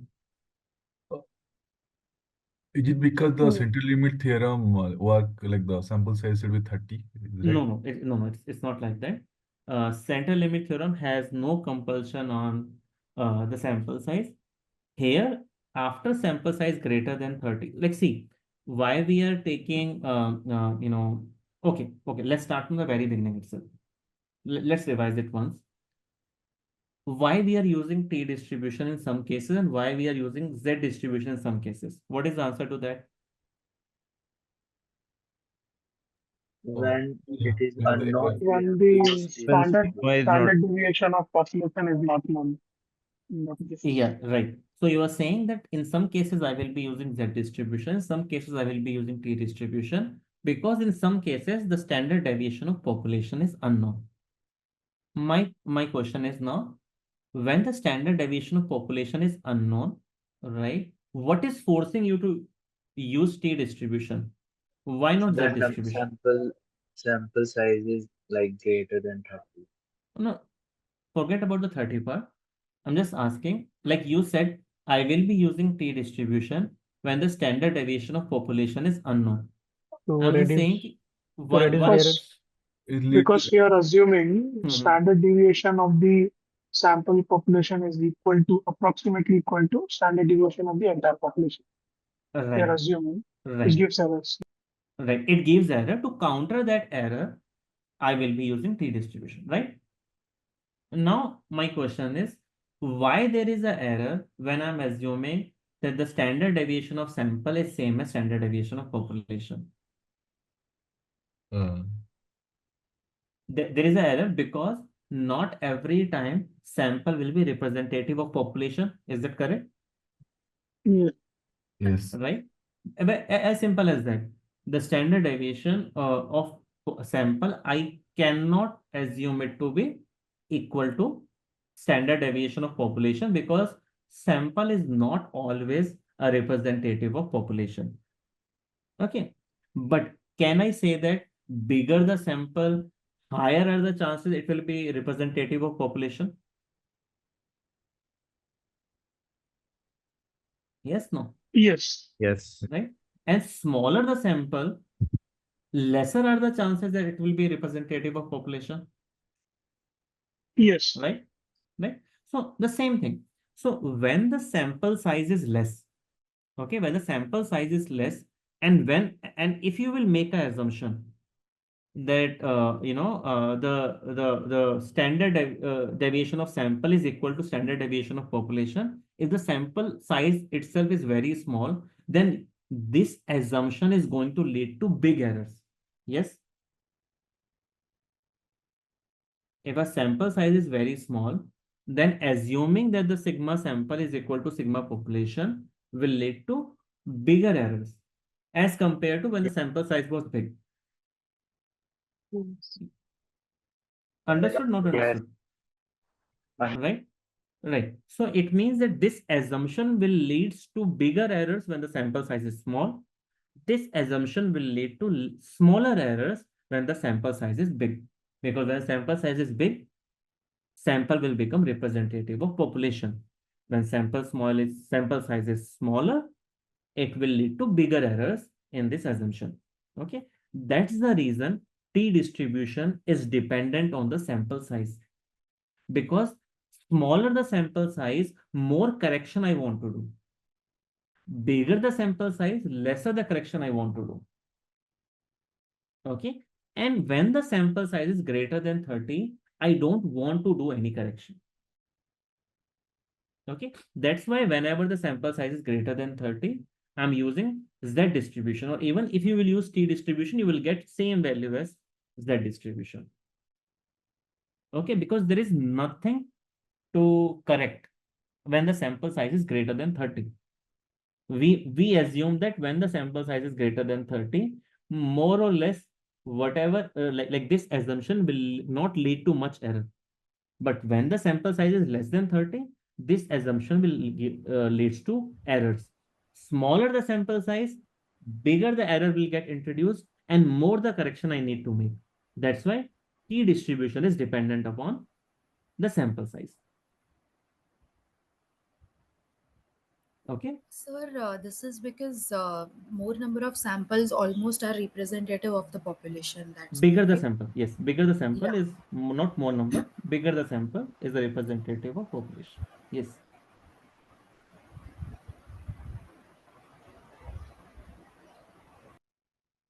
Okay. Now,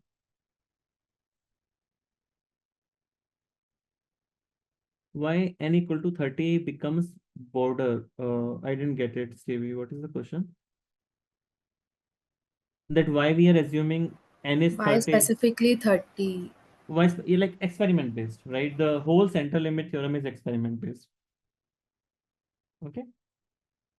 So after 30, the people have seen that it does not matter much. So it's approximately that they have seen 30 is the number beyond which we need not to make any correction. Okay. Now,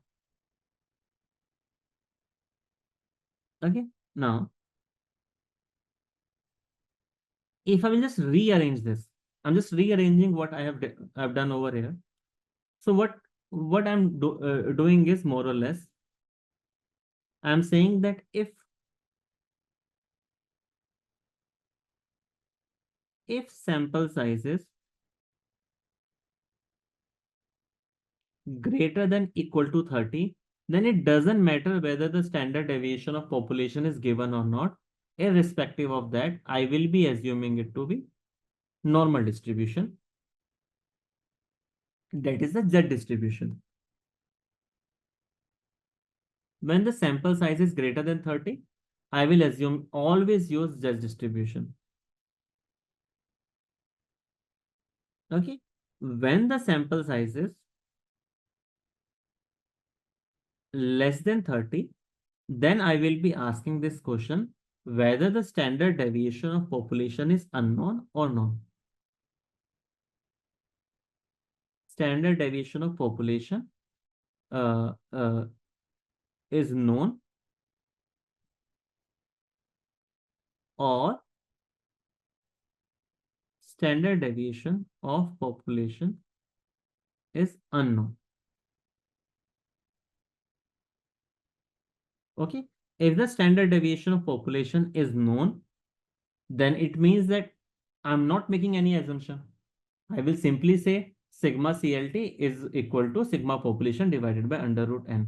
So because I'm not making any assumption, there will not be any error that I'm introducing. So it means that I need not to correct any error also. Okay. So I can simply say over here that I will be using Z distribution.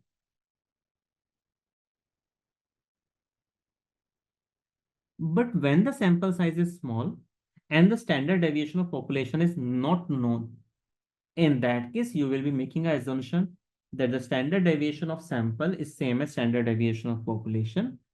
In that way, you will, by making that assumption, you will be introducing errors. Because you are introducing errors, right? You need to correct those errors. How you will counter those errors? Using T distribution.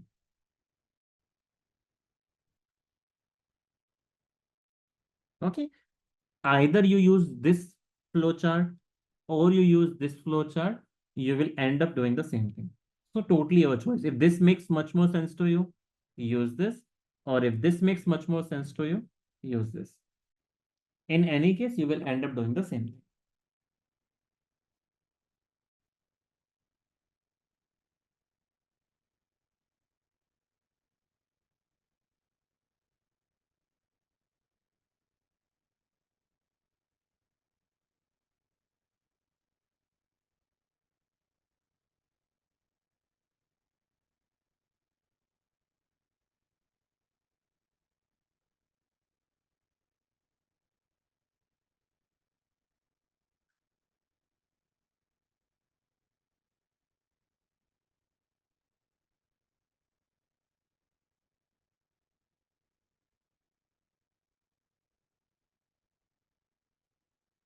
No. Yeah. Sir, in the central limit theorem, we have already established that like if we divide by root n, okay, still we are getting the standard deviation, right? So why are we using, this T distribution again? Okay. Here, can you please repeat your question once? If you go back to Z distribution, so sigma CLT was equal to, on this next page only, sigma CLT equal to okay. previous slide. Previous slide. Okay. One more. Here, sigma CLT is sigma sample of slash divided by root n, right? Right. Yeah, so this one. So we can calculate sigma CLT right here. So why do we need T distribution again? Because again, there's no need to specify n values. Right. So let's say if I'll ask you, why do you need Z value? What is the purpose of Z value? Like, how do you use Z value? We'll find the probability of the data Right. point code, which it is less or greater than, Right. Yes. So Z, we use like using sigma CLT, you will be calculating the Z value, right? And from Z value, you will be calculating the probability, right? The same thing is with T distribution as well. So the formula of Z value is what? What is Z value equal to? The data point which we are trying to find out, that is xi minus mu divided by root n. Sorry, right? Sigma. sigma CLT. Yeah. Right? Sigma CLT. You know what is the formula for T value? No. Right? It is xi minus mu divided by sigma CLT. Right? Okay. So the Z value formula and T value formula are exactly the same. Right? So what is different? If I am getting, let's say, a value of, let's say, 1.73 here, hypothetically, here also I will get the same value for 1.73. Then what is different? Why in some, like between Z and T, what is different? The Okay, as we discussed difference is earlier. the probability. This Yeah. might lead to a probability of, let's say, 70%. Okay. This might lead to a probability of, let's say, 80%. Right? Because once you have the Z value, you will be going into the Z table and looking for this value, 1.73, which might give you a probability 7%. Similarly, once you will get the T value, let's say 1.73, you will be going to T table, right? And finding the probability there. And that probability might come 80%. Okay. So this step, calculating sigma CLT, is same irrespective of whether you are using T table or Z distribution. You are using Z table, or sorry, Z distribution or T distribution. You need to calculate sigma CLT. Once you have calculated sigma CLT, you need to calculate this also. This is same in this case also, in this case also. But whether you will be calling it a Z value or you will be calling it a T value, right? That will depend upon this flowchart. Okay. Okay. Okay.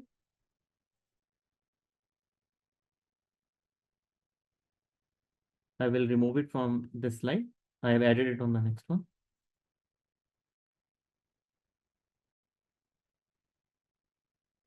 Yeah, I've added it here.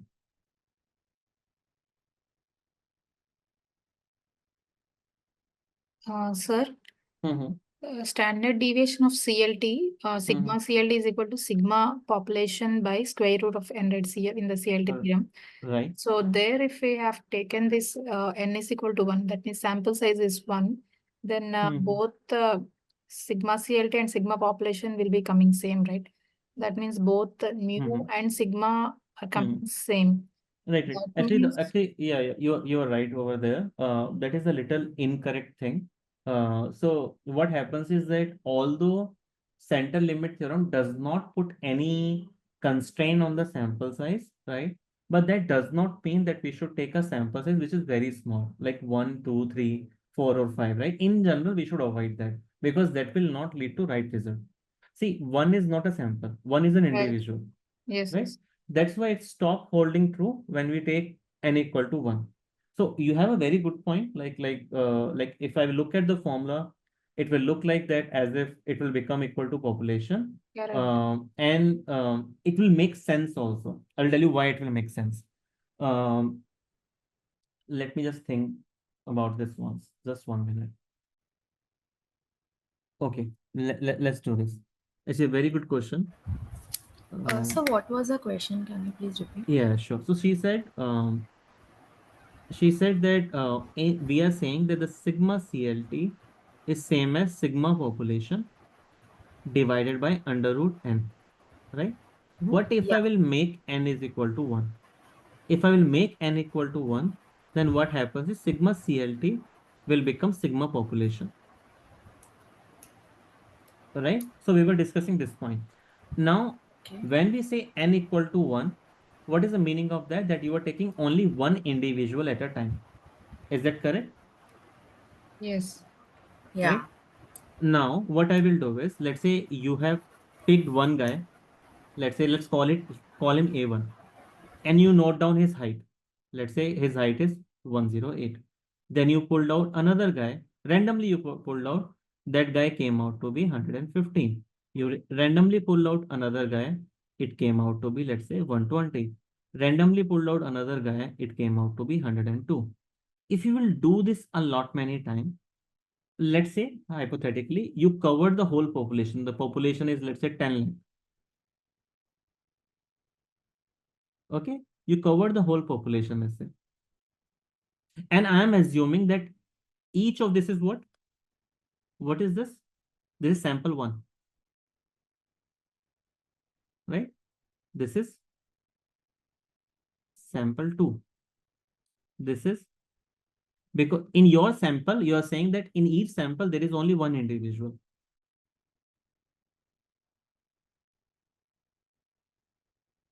Sample. So how many samples we have now? 10 lakh samples we have, let's say. I've taken a lot of samples. Now, what will be the average of these samples? Will it not be equal to mu population? Because Yeah, if you look at this is nothing but population only, Yeah, right? right, If you are taking one person at a time, right, then that is nothing but population only, right? So if you will take the average of that, it will come same as mu CLT equal to mu population. Now, if I will calculate sigma CLT, which will be equal to sigma population only, right? Why? Because this is the population. What you have right now is nothing but population, correct, correct. right? So But sigma CLT will definitely be equal to sigma population. yes, yes. But we don't have any restriction that population has to be as a normal distribution, right? We can take Right. it as skewed and everything. Right. Central limit theorem says that we will ultimately get a normal distribution, but in this case, it might be a normal distribution or might not be a normal distribution. You are right. First of all, I 100% agree with you, right? But the chances that it will be a normal distribution, that will be high. I'll tell you why. The reason behind that is because here it might look like I took a very simplified case where I said that every individual will come once and all the individuals will be covered, right? But central limit theorem says that you need to take a sample with replacement, right? So it means that it can be A1, A2, and then A1 again, then maybe A2 again, Okay, right? Gotcha. Yeah. So in that way, when you will do it, you might get a normal distribution. Okay. Yeah. Okay, but Yeah. you will still find that the mean will be still closer to population. Okay, but yes, this is for discussion sake. I think it is very good, right? But practically, we don't take one sample. Sure. Yeah, got you. Thank you.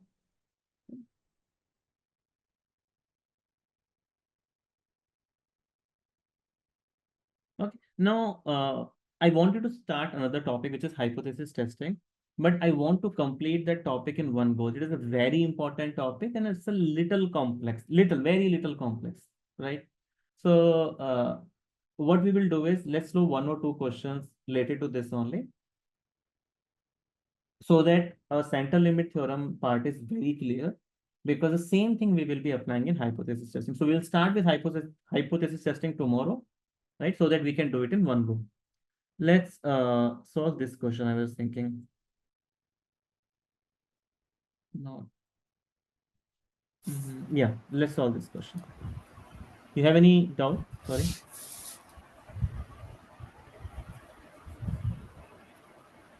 Any questions, Shruti? No, sir. By Sorry, mistake. sir. Sorry. Okay, sure.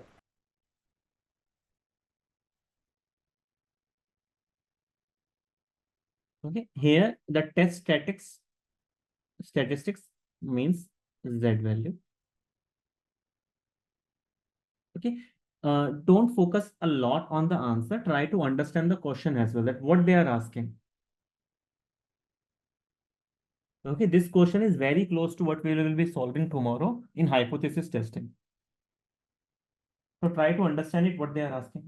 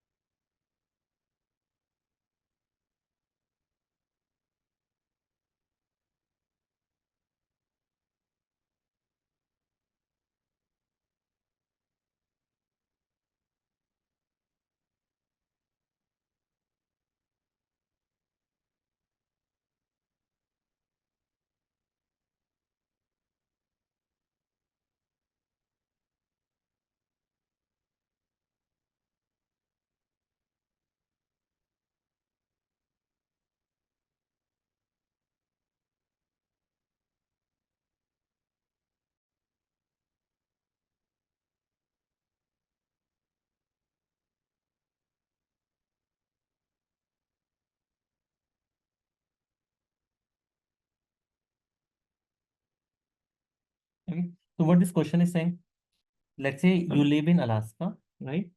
And very concerned about the effectiveness of hand warmers that you use. Okay. A certain brand claims that they claim, okay, you don't know whether that claim is correct or not.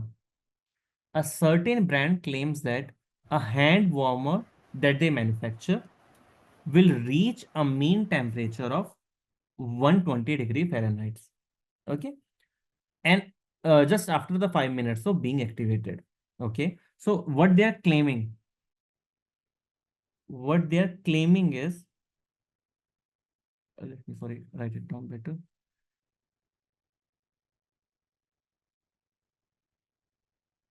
Claimed population mean.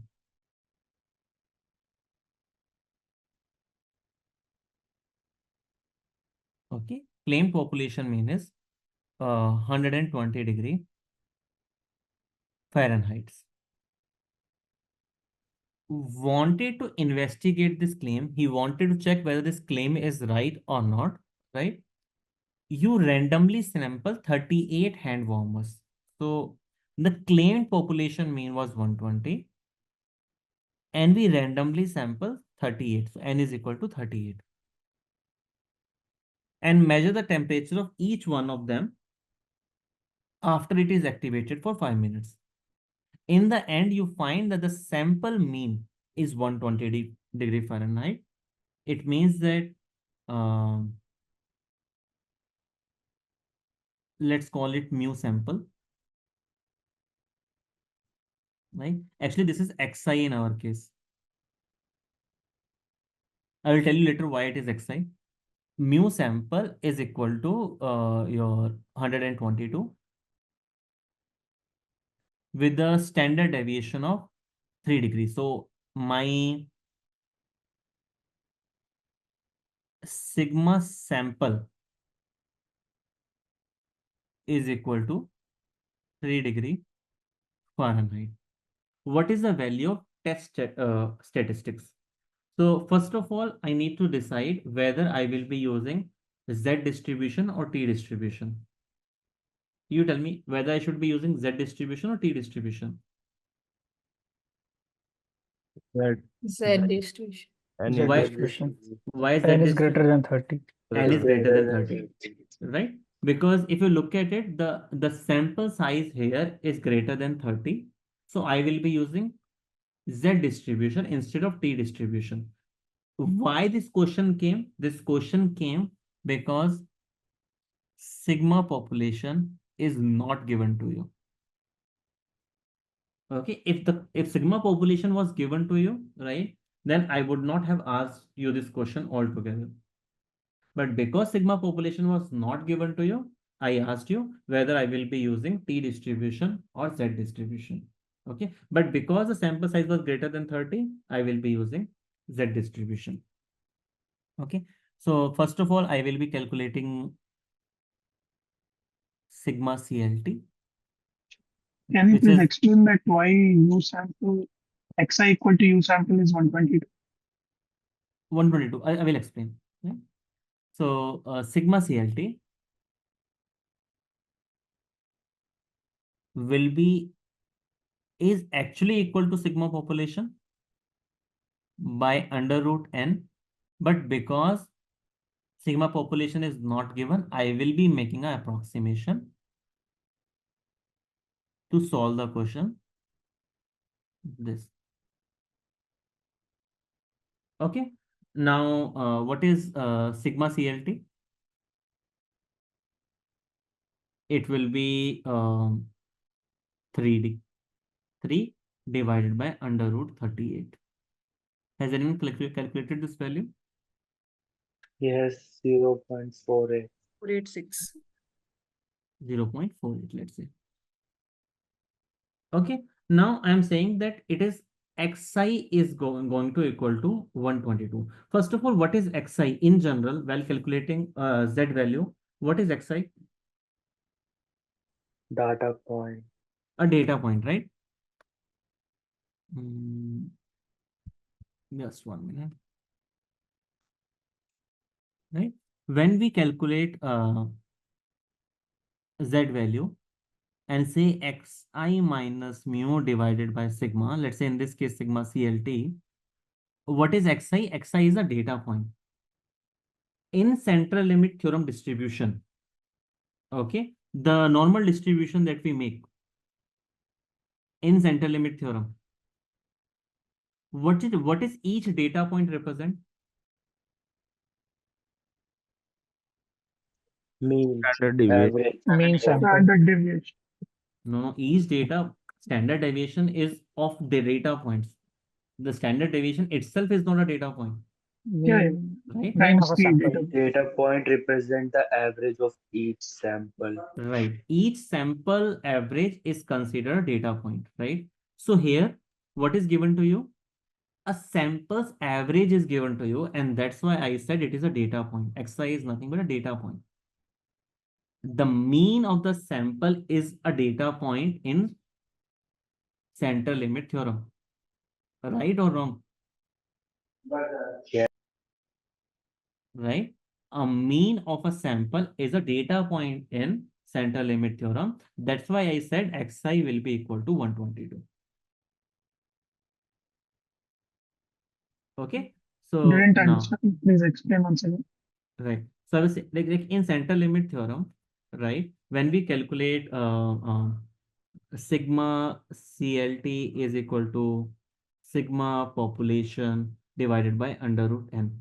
This is a standard deviation. Standard deviation is of what? Data points, right? You will have some data points of which you will be calculating the standard deviation, right? In case of central limit theorem, what are those data points? Yes. Sample Right? means. Sample means only, right? And that's why each sample mean is a data point. So this is when they say sample mean is 122, it is a data point, Xi. So I will be calculating Z equal to Xi minus mu divided by sigma CLT. What is my Xi? My Xi is 122. Minus mean, I believe it was 120. And divided by mu 0.48. So approximately 2 divided by 0.48, which is approximately equal to 4 and actually a value greater than 4. Right? D, 4.11.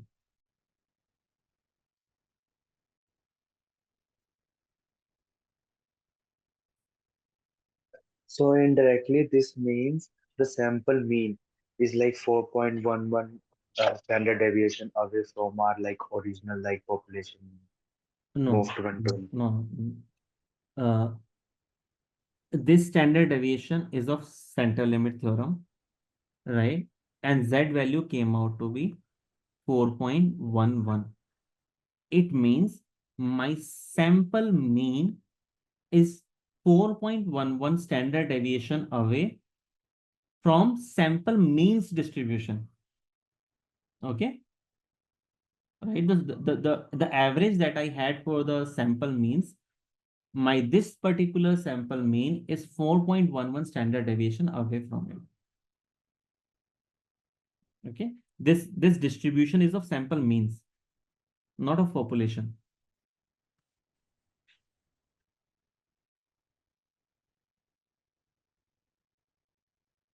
Yeah, this is like our sample mean like of 122 Fahrenheit is like 4.11 standard deviation away from our claim mean. I'm like trying to say like of 120. Not exactly that. Technically, you are right because yes, mu CLT is equal to mu population. That's why what you are saying is making sense technically, number wise. But this is what not exactly they wanted to do over here.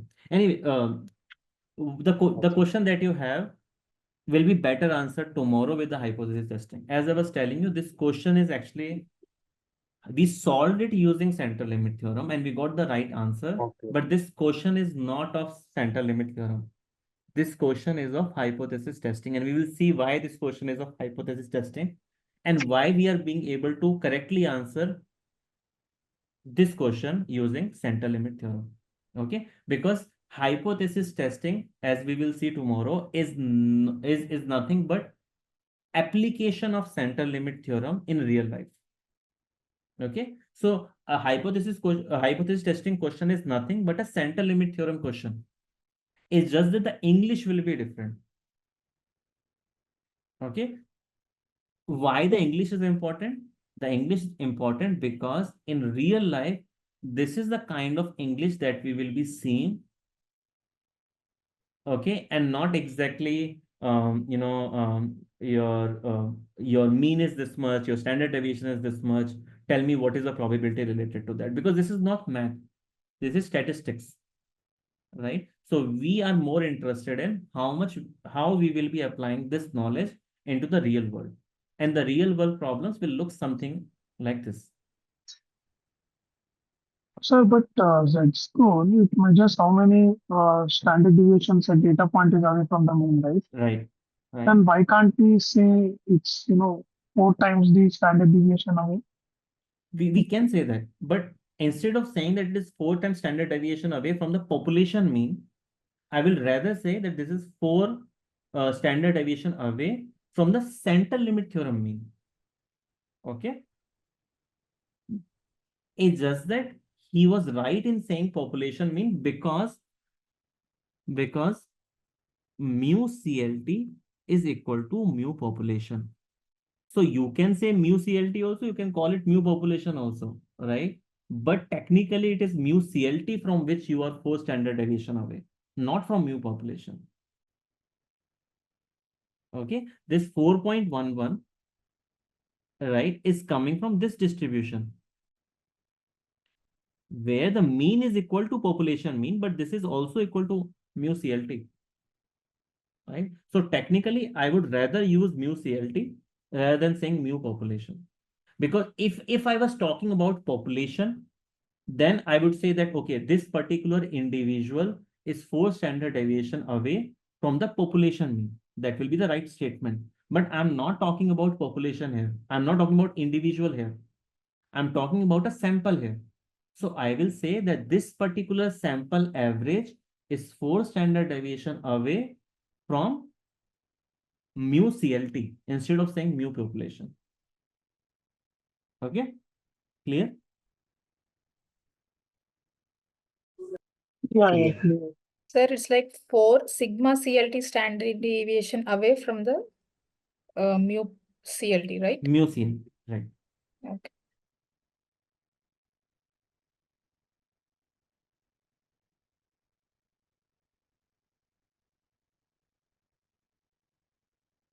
Okay.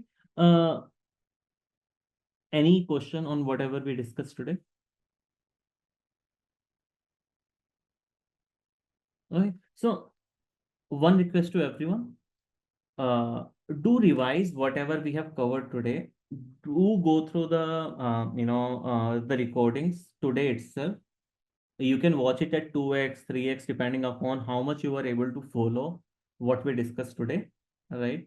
But do watch it, do revise it before tomorrow's class, because you will be able to understand hypothesis testing only when central limit theorem is super clear in your mind. Okay, as I was telling you, hypothesis testing is the implementation of CLT in real life. So if you don't understand central limit theorem, you will not be able to understand hypothesis testing also, because it is an extension of central limit theorem. Okay, not just the formula, but what we are doing, why we are making these distributions, like each and every slide that we have discussed today, right? Just make sure that you understand it well, right? At least give it a try, to understand it better today itself. Then tomorrow's class, you will find it more interesting. Okay, I will see you guys tomorrow. Bye-bye. Bye. Have a nice day. Thank you. Bye-bye.